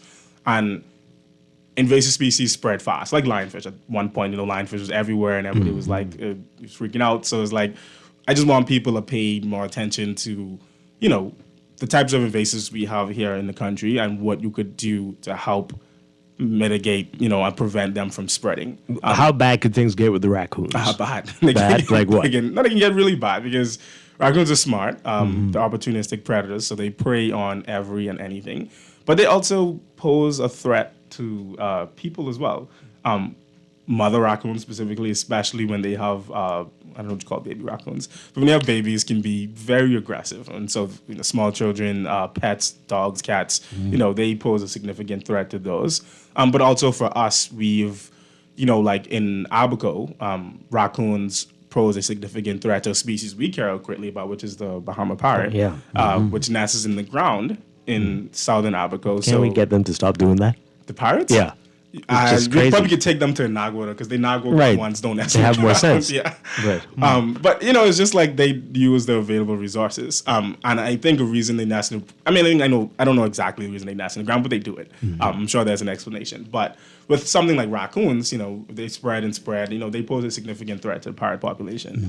You could feed on the eggs, the chicks, even adult birds. If they catch them. Wow. So the BNT, we have a significant focus, and we will have a significant focus over the next couple of years on invasive species management in national parks to prevent certain invasives from spreading and causing havoc on our environment, but again, also people. What will the green iguana do? One significant, threat or concern we have is like hybridization with our native iguana species, but also competing our native iguana species. Yeah. The green iguanas, again, they are generalists. They're better equipped than our native iguanas to survive in different environments.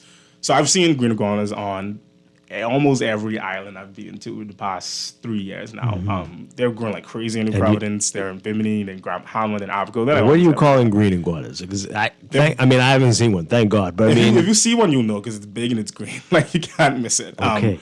But green iguanas, they look similar to our rock iguanas. If you've seen the ones that people like feed on the like Exuma expeditions and stuff. Well, not expeditions, like tours, etc. But they look like them. But I think significant difference is they have like a more defined spiky crest. The adult males, and then adult males have like a more orange color rather than green. I'm not doing the best description, but they look different. Right.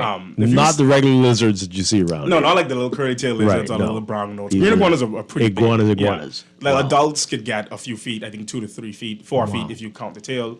And they're aggressive as well. So they do bite, they do use their tails as a defense mechanism. So just like raccoons, they pose a threat to native wildlife, just being more aggressive, outcompeting them for resources. And then two, they just, I think in some areas, like they're very destructive to farms, etc. And the same thing with like invasive hogs as well. And these are all species that the BNT have on our radar in terms of how do we control or learn more to control about some of these populations to prevent harm to our native wildlife that are actually special to us in the Bahamas. So there are billboards around the island pest exterminating companies with the cute little raccoon saying they can deal with them. It looks so sad though, but you're saying this is the way to deal with it? We should exterminate the raccoons? The populations have to be controlled for sure. And I would, without getting into too much specifics, I would ask people, because raccoons are charismatic animals. Some people say they're cute or whatever. I don't find them cute. I've been chased by angry raccoons. You've been chased by one? They're not cute to me, right? Oh boy. When you start feeding them, like we've had issues where people have fed them and like they get aggressive. They get aggressive.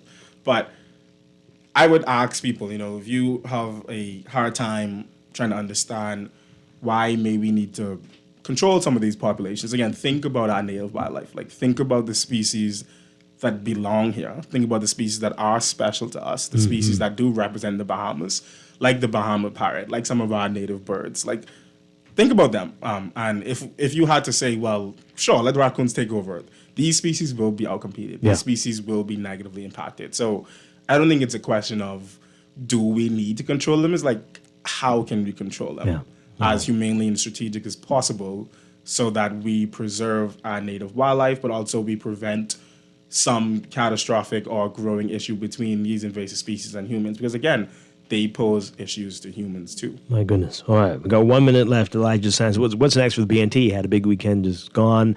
What can we expect next from you all? So what you can expect next from BNT is pretty exciting. I'll just put a little plug in there. The BNT is about to start releasing our strategic plan for the next 5 years. And that sounds fancy, but basically a strategic plan is a document that shows our focus and guides our actions for the next 5 years.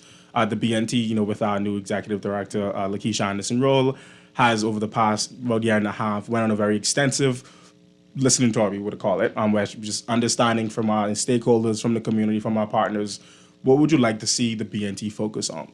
How do you see the BNT using its mission to support national priorities, etc.? So that's something we want everyone to look out for. That's something we want everybody to be excited about, because that's our blueprint, essentially. That's our blueprint for the next 5 years. It's going to say, so that's our blueprint for the next 5 years. Yeah, be careful with these words. For sure. Yeah, that's going to be guiding us. So we want everybody to be tuned in for that, and just stay tuned, because it'll be a great thing for every Bahamian to know how and why is the BNT doing what it's doing. Wonderful stuff. Elijah Sands, thank you so much for being here this morning with us, and keep up the great work. Lots of great information you shared with us from the BNT. Hey, man. Really appreciate it. Yeah, man. All right. Our Earth Week series continues. Even Access Accelerator is going to get in on this, and tomorrow more. We wrap it up tomorrow with a whole lot more information. But we'll be back after the news. This is Morning Blend on Guardian Radio 96.9.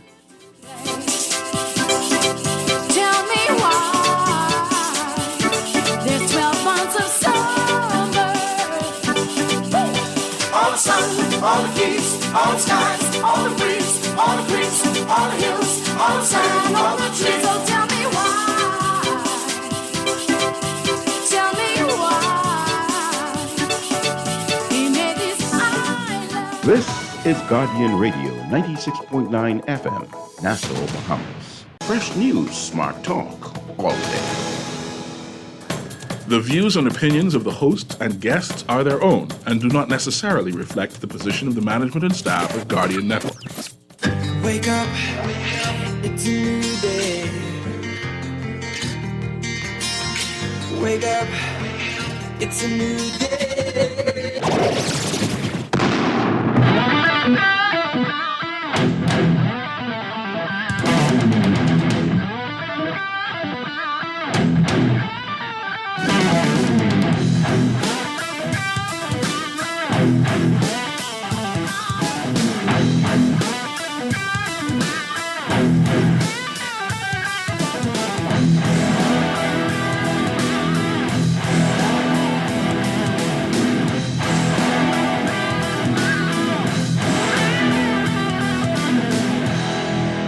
Good morning and welcome to Morning Blend Business on this Wednesday, April 24th, 2024. Welcome back to our Morning Blend listeners. Once again, I'm Dwight Strachan. Chester's off today. He'll be with us a little later in the week. This morning, it's time for our twice monthly segments with Access Accelerator Small Business Development Center. And we're very pleased to have back with us Deputy Executive Director Phyllice Bethel. And we have with us from Motif Medi-Spa, we've got Christine Wilson. Yes. Good morning. Welcome. Great to have you all with us. How are you? Doing well, doing well. So I know we're going to talk mainly about the Women Entrepreneurs Initiative and the information sessions that are coming up. But we have Earth Week, our special environment series this week, and you all have been doing your part for the environment. Remind people about that, Phyllis. So at the end of last year, towards the end, in September, we conducted an electric mobility survey. 286 entrepreneurs across the Bahamas, including 11 islands, participated. And we conducted the survey to find out a number of things, to find out if entrepreneurs care about the environmental and social impact their business has on the community. And 87% of these participants said that they do care. 98% said that they care enough that they're interested in purchasing an electric vehicle. And one of the main reasons is because they want to reduce their carbon footprint as well as reduce their monthly expenses. I'm just curious, what was that, 13%? Or they said they just didn't care, or what were they saying? Well, the answer was no. Okay. All right. Interesting. Right. So 87% said that they care, which I think is encouraging. Yeah, that's not a bad number. Exactly. And I mean, and I appreciate that some people are being honest. And so those are the ones we need to work on in terms of who don't care about the environment or their social impact and try to understand their point of view and sort of move them in the direction of care. Yeah. Hey, that's great. So the 90, what was the number? 98%? So 98% said that they're interested in purchasing an electric vehicle, but now there's a big difference between interest and commitment. So we saw commitment from 58 entrepreneurs when they actually applied for the electric mobility grant. And so they were asking for about $962,000 in total funding. 23 of those businesses were approved for the grant. And the difference between the 58 and the 23 simply boils down to meeting requirements. And our requirements are pretty basic. In order to benefit, the business has to be majority Bahamian owned. So at least 51 shares have to be owned by a Bahamian. We also require you to have a valid business license. You need to provide us with passport identification, proof of address, vendor invoices, and wire instructions. And the reason we ask for vendor invoices is because we don't disperse funds to the entrepreneur or to any personal bank account. Right. So wire instructions are needed for business bank accounts. And so for entrepreneurs who weren't able to meet those requirements, that is why they were not approved for the grant. What I would say, based on our experience last year, this initiative is a little bit different than the others that we can launch in a month and, complete our reviews in another month. This is an initiative where we probably have to warm people up for about 3 months leading into the initiative, simply because entrepreneurs don't buy cars on an impulse. Okay. So they have to be thinking about it for a while. You have to be talking about the benefits of electric mobility for a while. And so once you launch the grant application, we would probably get more people applying because they've considered this for over 3 months, in terms of they've been able to go out and shop at the car lot, look at things online, and really decide how much they're willing to invest and what they're willing to invest in. Right. So these 23, they have, where do things stand with them? They have already received their vehicles? Now we're in the disbursement process. Okay. And so the grant was up to $10,000. So for a number of these entrepreneurs, they had the balance of funds in order to go and purchase. Some of them also went ahead and secured commercial loans so they could cover the balance. So that took a little while to get all those things sorted out, but we're now in the process of disbursing the grants once the loans were obtained, once the personal funds were invested. Yeah. Well, what types of companies were these? What types of businesses? So some were consulting businesses, some in the transport business. So it was a good mixture of businesses, but definitely businesses that tend to use their vehicles quite a bit, because, like I said, during the survey, we found that the average person is spending $1,001.69 per month on fuel. So certainly those entrepreneurs who are, using their vehicle to really service or cater to their clients, those were the ones who really took advantage. Give us that number again. How much per month? So $1,001.69. And this includes the entire Bahamas. So even in there, you have Eleuthera, which is a very large island. And so the commute time, distance is very long. And so this isn't just Nassau. Yeah. Wow. So it's going to come around again. Yeah, so it's going to come around again in September. So probably starting around June, July, we will start to, share certain information around that initiative so that people start thinking about electric mobility, letting them know that the grant opportunity is coming again in September. So if they want to go out and start shopping, they can go ahead and do that. Right. And you had to purchase locally, or could you purchase abroad as well? You can purchase abroad. Okay. That's allowed. Yeah. Now, we do not provide funding for hybrid vehicles. So the stipulation was that it had to be for an electric vehicle as well. The funding wasn't just for vehicles. So you have certain technicians who want to service electric vehicles.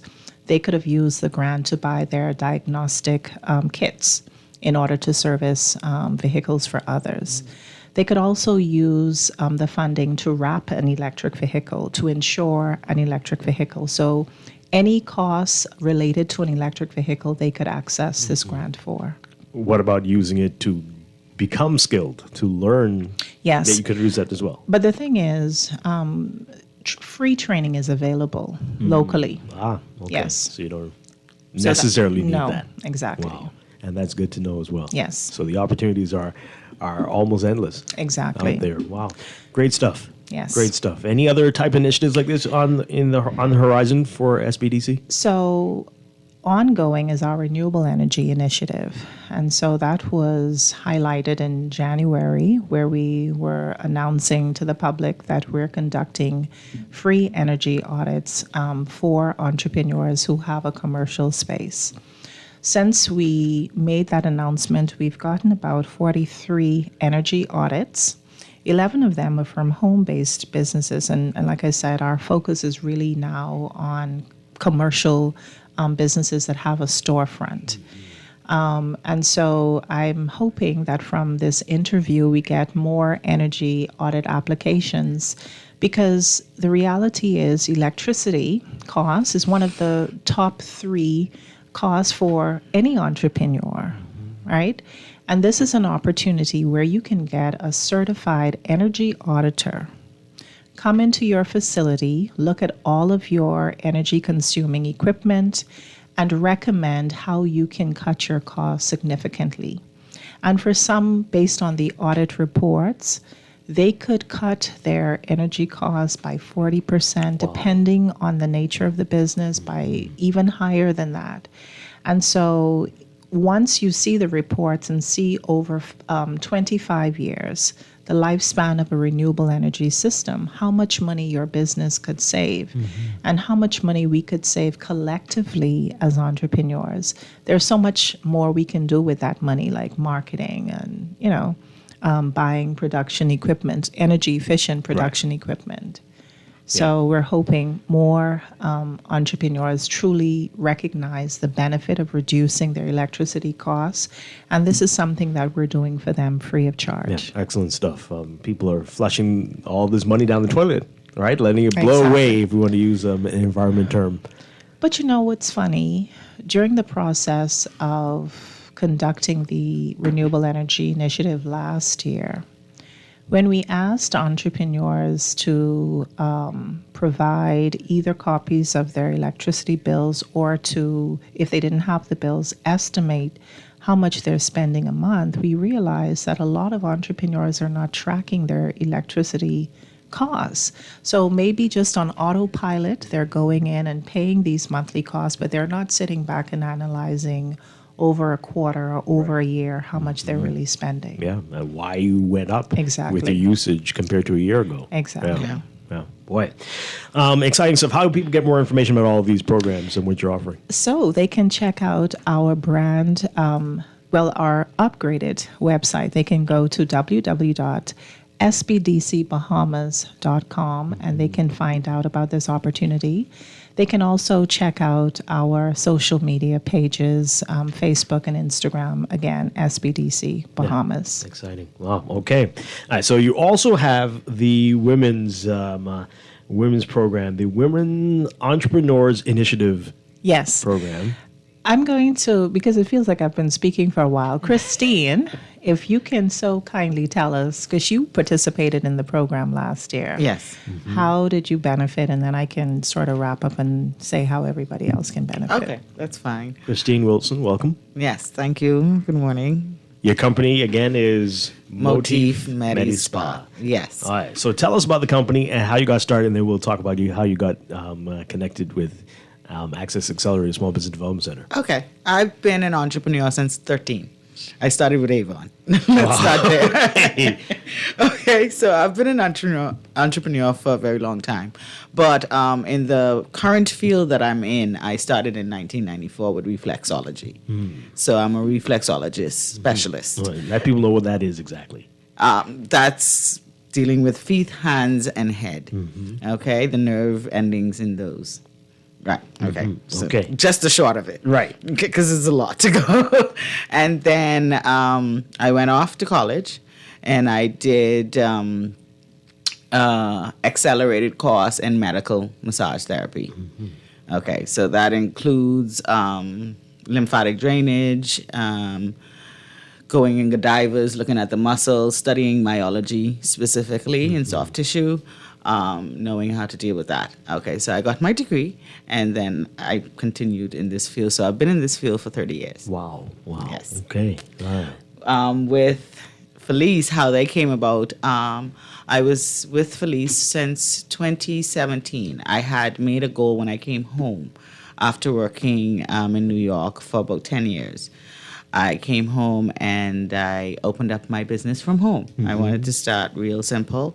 And grow from there. Within doing that, I had to learn our government and the ebb and flow of business here in the Bahamas. Degree in that to yes, navigate this. Yes, you do stuff. need a degree in Bahamian business. Right. But it went okay. I had a 5 to 10 year goal. Within that 5 years, I wanted to get, because in New York, I had a trailer. And I wanted to do that here as well and have that trailer in the front of my yard. I got to my 5-year goal within 3 years. I purchased and got my trailer. After that, I got introduced to Phyllice who helped me to furnish and get that up and running on the road. At the same time, still having the business inside the house at the time. So now we brought it outside. COVID hit.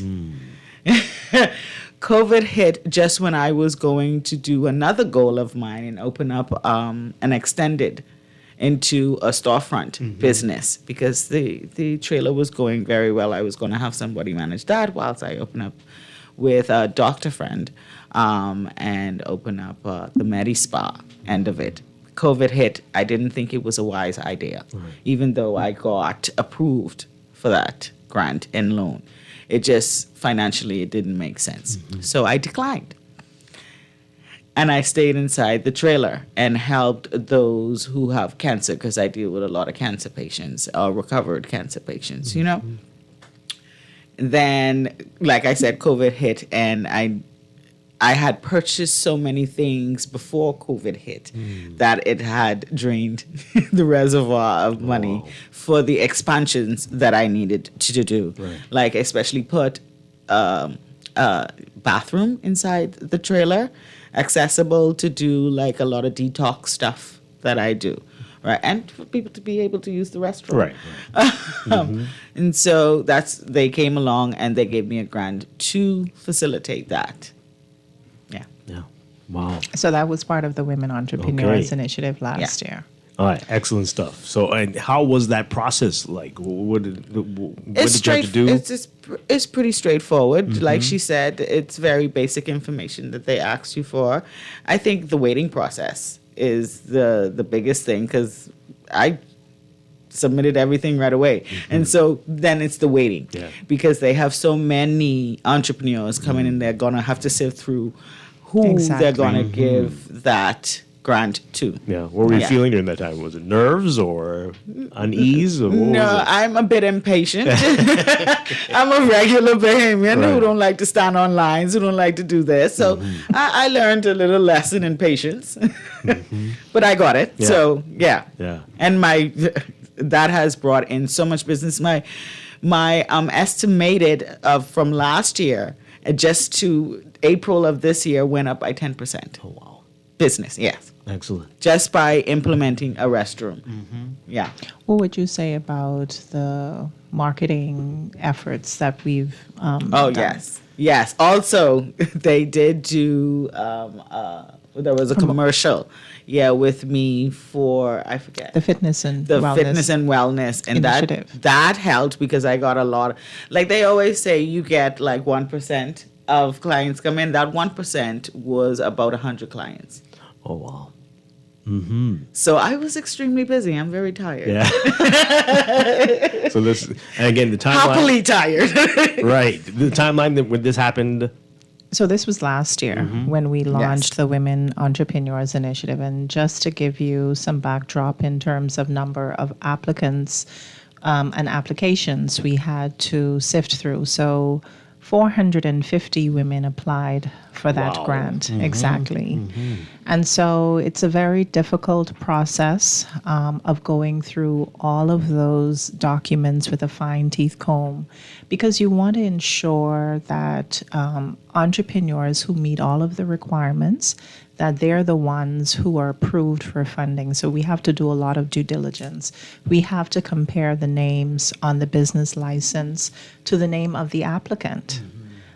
Because, if the business license says Christine Wilson owns the business, but Phyllice Bethel is applying for the grant, we have a discrepancy. So we have to really check and make sure that vendor invoices are also appropriate, that the invoices have a date, they have a number, they describe exactly what is being sold. So those are things that we really have to scrub for.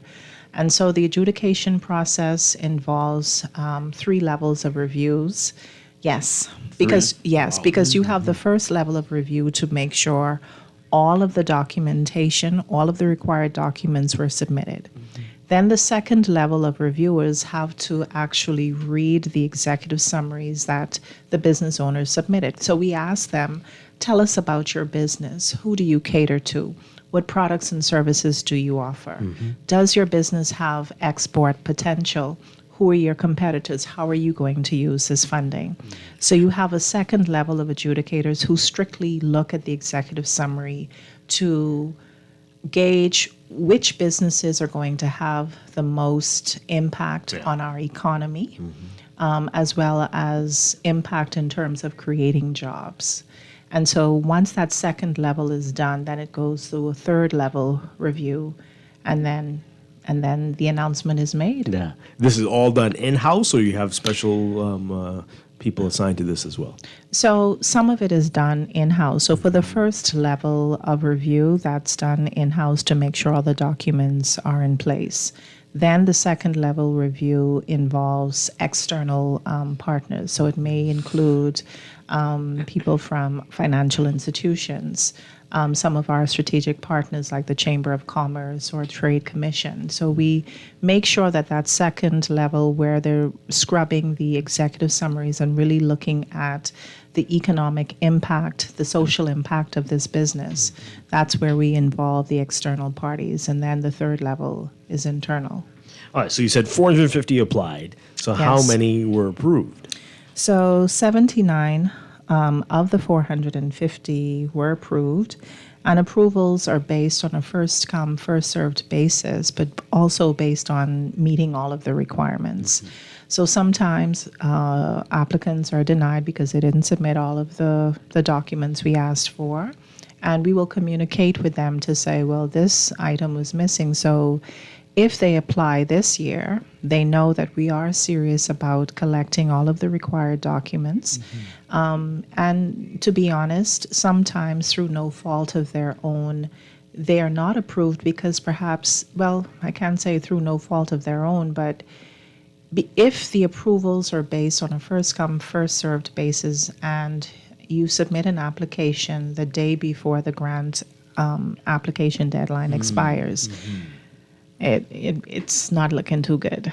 So this is why we have the information sessions. So we started this year with the Family Islands. So on Monday, we held sessions with women in Abaco, Inagua, Iguana, and Ragged Island. We wanted to let them know, here's the initiative. This is the training that's required. You have to participate in a gender equality survey. Here are all the links. Once you complete these steps, then we will send you the grant application link. We also had that information session last night with women in Andros, Ixoma, Lutheran, Cat Island. The same information, but because we're breaking up the information sessions over 4 days, we're giving more women an opportunity to ask their questions and voice their concerns, as opposed to having one massive information session and you have hundreds of people on the call. Right. So that's how we're managing this process. And tonight, we have an information session from 6:30 to 7:30 p.m.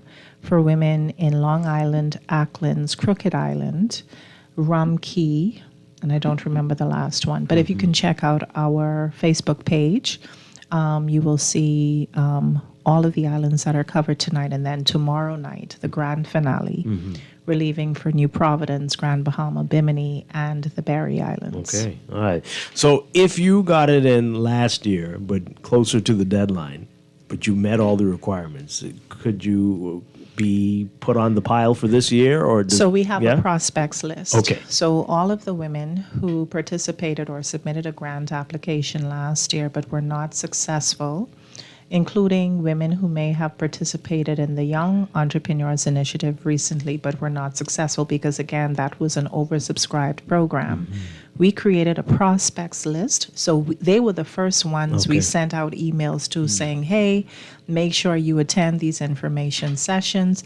This is what's required. And so hopefully they are in those information sessions that are being conducted because we let them know before anybody. Okay. Excellent, excellent. Now I know you answered this before last year when we were first talking about this, but this is an interesting text here. I'm just curious as a text. Do you have an entrepreneur initiative for men as well?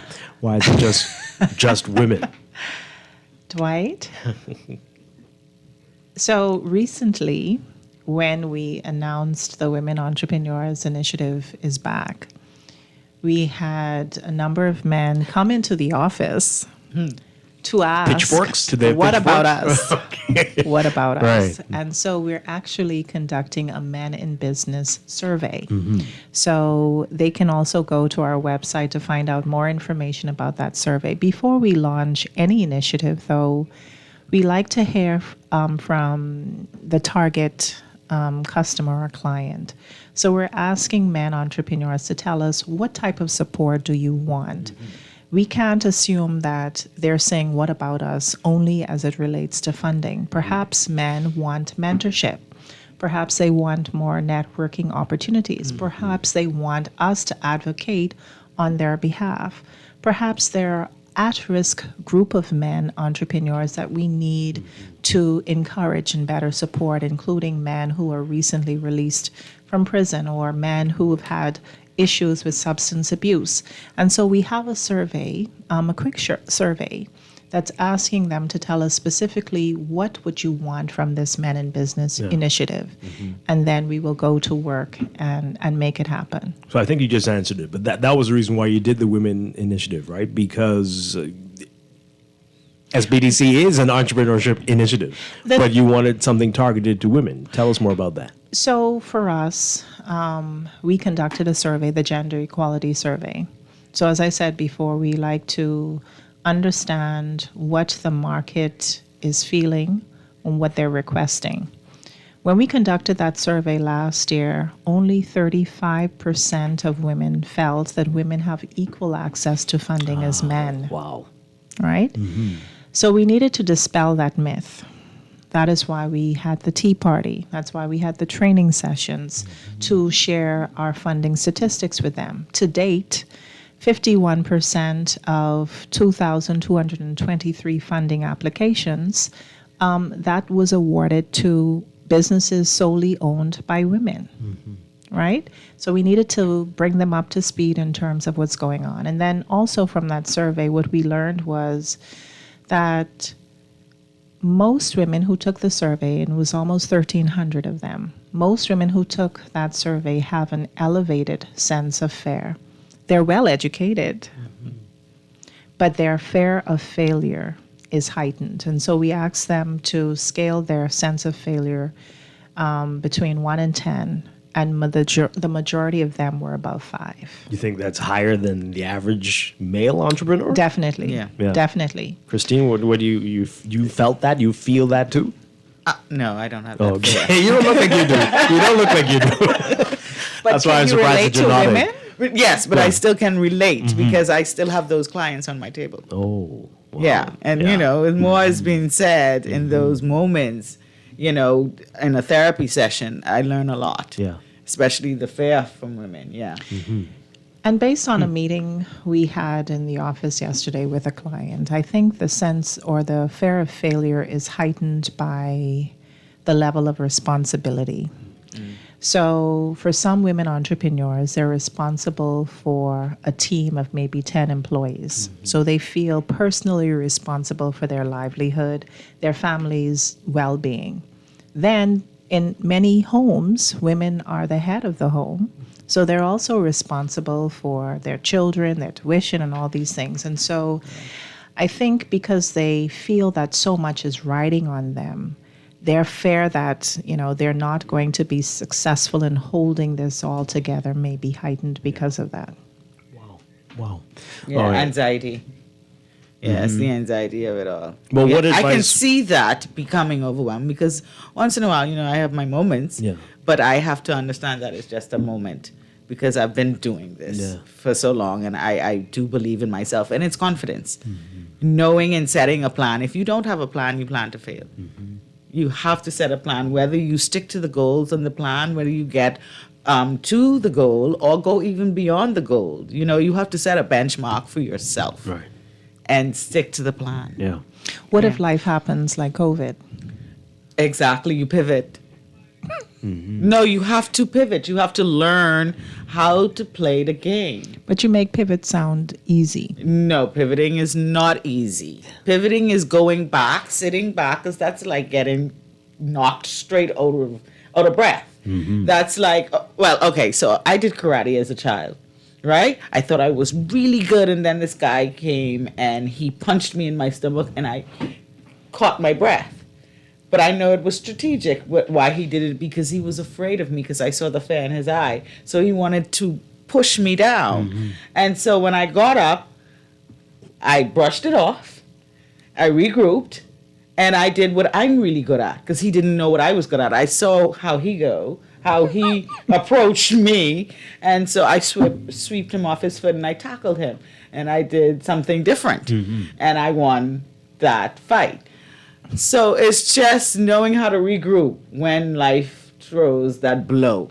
Yeah, you have to rethink, and you have to think fast. If you don't, this life ain't for the weak. What other advice, other than taking karate lessons, would you give to an entrepreneur starting out, especially a woman? Believe in yourself, set goals, and there is going to be that lull period. Don't give up. Stick in there. Find ways to do something else. If this doesn't work, it doesn't mean that you fail. Find another way and another way. And if that doesn't work, keep finding different ways until you hit that one niche that does work. You just cannot give up. It did not fail. You failed yourself. Wow. That's hard, but it is the truth. You fail yourself when you give up. Absolutely. Yeah. Wow. All right. So the information sessions are going on this week. When will the process begin for this next track? Right. So the training classes start on May 7th, and they end, I believe that's the 30th of May, the Thursday. And once the training is completed, they also simultaneously would be completing the gender equality survey. The deadline for that is May 30th. Midway during the training sessions on the 16th of May, we're going to host the Whole Woman Forum at Salem Union Baptist Church, Taylor Street, from 11 a.m. to 1 p.m. That part of it isn't a training requirement. This is an opportunity for women to come and let their hair down, so that if you're feeling torn in a million places, if you feel like things are going haywire, this is the forum you want to attend, so we can help you put the pieces back together and leave the forum feeling whole again. So we're going to be talking about mental health, physical health, as well as relationship health. Because all three of those things can impact how successful you are in business. Yeah. So we're going to address that. And then we're going to open up the grant application window on June 3rd. And that will continue until June 28th. And then we're hoping within a month we can make announcements in terms of approvals and denials for the grant. Okay.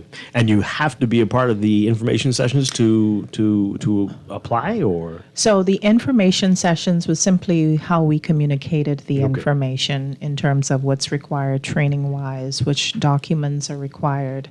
So definitely if you've missed the first two sessions, even if you're not in any of the islands that are participating tonight and tomorrow, you want to jump on those sessions. All of the Zoom links are shared on our social media pages. If you want to call in and ask for the link or ask for the QR code, you can call us at 461-7232. Again, you can go to our website, www.sbdcbahamas.com, to get all of the links, all of the QR codes, so that you have access to all of the information. Excellent, excellent. Christine, let people know how they can reach you at Motif Medi Spa. Yes, 454-6511. Call me direct. You on social media as well? Yeah, but I hardly use it. I don't have the time. So just call me direct. They have me very busy now. So I'm thankful. So I'm thankful for that. I am looking for a marketing person, so I could put that out there. That way somebody could really represent me on the social media aspect of everything, but everything goes through me. Okay. All right. And again, Phyllice, remind people again how to reach you, the number and the website. Sure. So you can visit our website, www.sbdcbahamas.com. You can follow us on social media at SBDC Bahamas. We are on Facebook, Instagram, LinkedIn, as well as TikTok. You can also call us at 461-7232. And you can send us an email at helpdesk@sbdcbahamas.com. Okay. Wonderful stuff. Phyllice Bethel, SBDC, thank you so much. Always a pleasure. Definitely. And Christine Likewise. Wilson, thank you so much. Thank you. Motif Medi Spa. Thank you for having me. And I know you can be back to tell us more about this as we go Definitely. along. Definitely. But thank you very much. We're going to take a break and then be back to wrap things up. This is Morning Blend Business on Guardian Radio 96.9. Ready to save?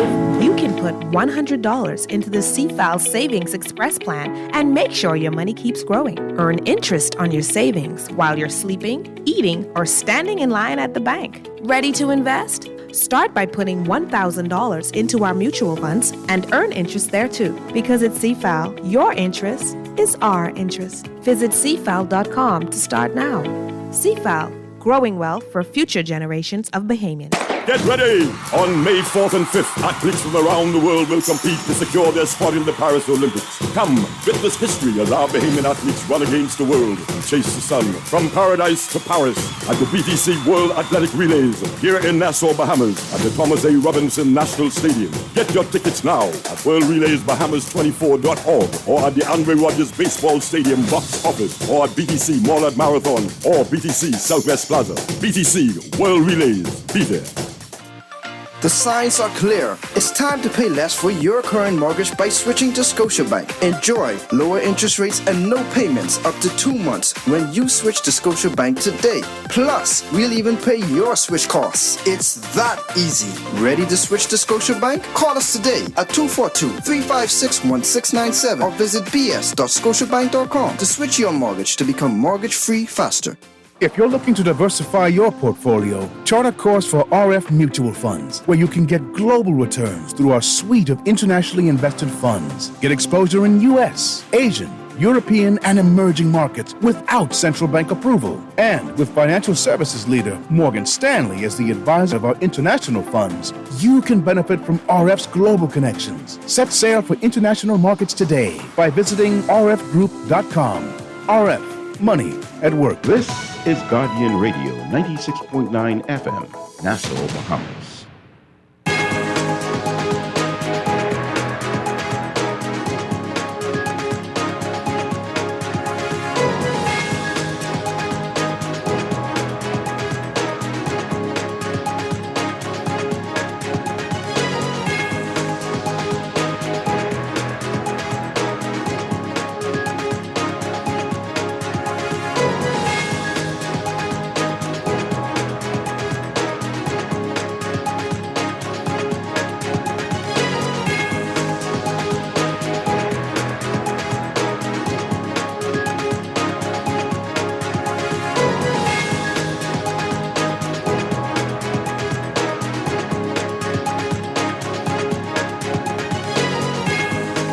It is time for your morning business report brought to you by CFAL.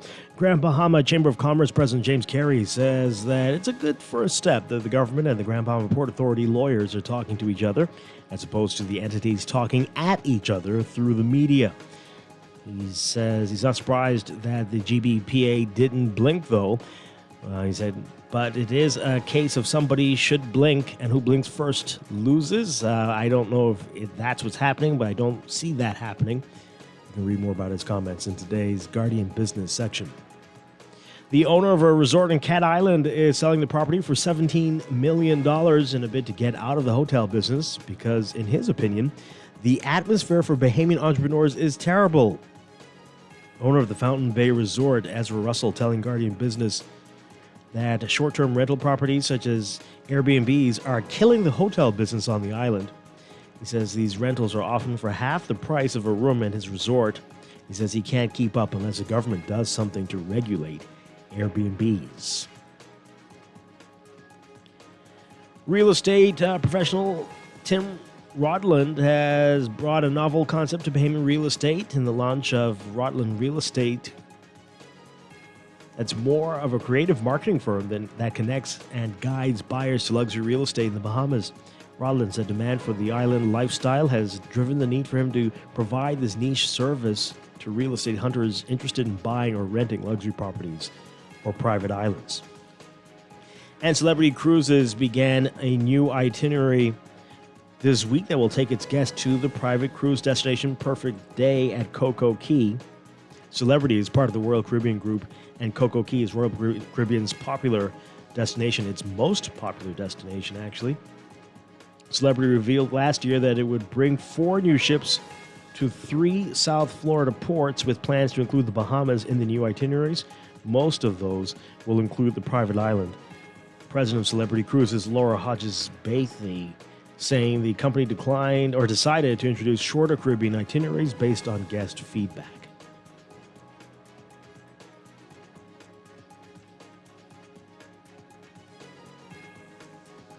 Overseas, the U.S. Senate passing legislation that would force TikTok's China-based parent company to sell the social media platform under the threat of a ban, a contentious move by U.S. lawmakers that's expected to face legal challenges and disrupt the lives of content creators who rely on the short-form video app for income. The TikTok legislation was included as part of a larger $95 billion package that provides foreign aid to Ukraine and Israel, and was passed 79-18. It now goes to U.S. President Joe Biden, who said in a statement immediately after passage that he will sign it today. A decision made by House Republicans last week to attach the TikTok bill to the high-priority package helped expedite its passage in Congress and came after negotiations with the Senate, where an earlier version of the bill had stalled. That version had given TikTok's parent company ByteDance 6 months to divest its stakes in the platform, but it drew skepticism from some key lawmakers concerned it was too short of a window for a complex deal that could be worth tens of billions of dollars. The revised legislation extends the deadline, giving ByteDance 9 months to sell TikTok and a possible 3-month extension if a sale is in progress. The bill would also bar the company from controlling TikTok's secret sauce, the algorithm that feeds user videos based on the interest that they have and has made the platform a trend-setting phenomenon. TikTok did not respond to Associated Press requests for comment Tuesday night.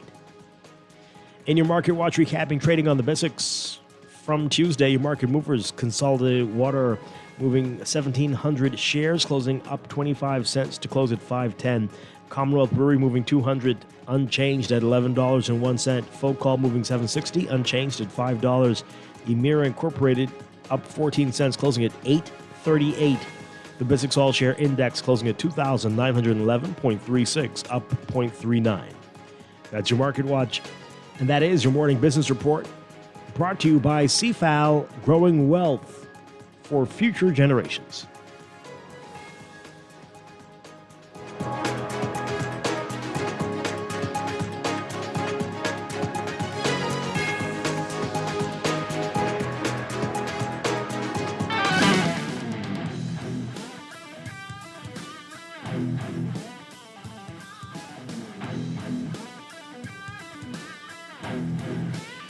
And that is going to do it for us today. We'll be back tomorrow morning with more morning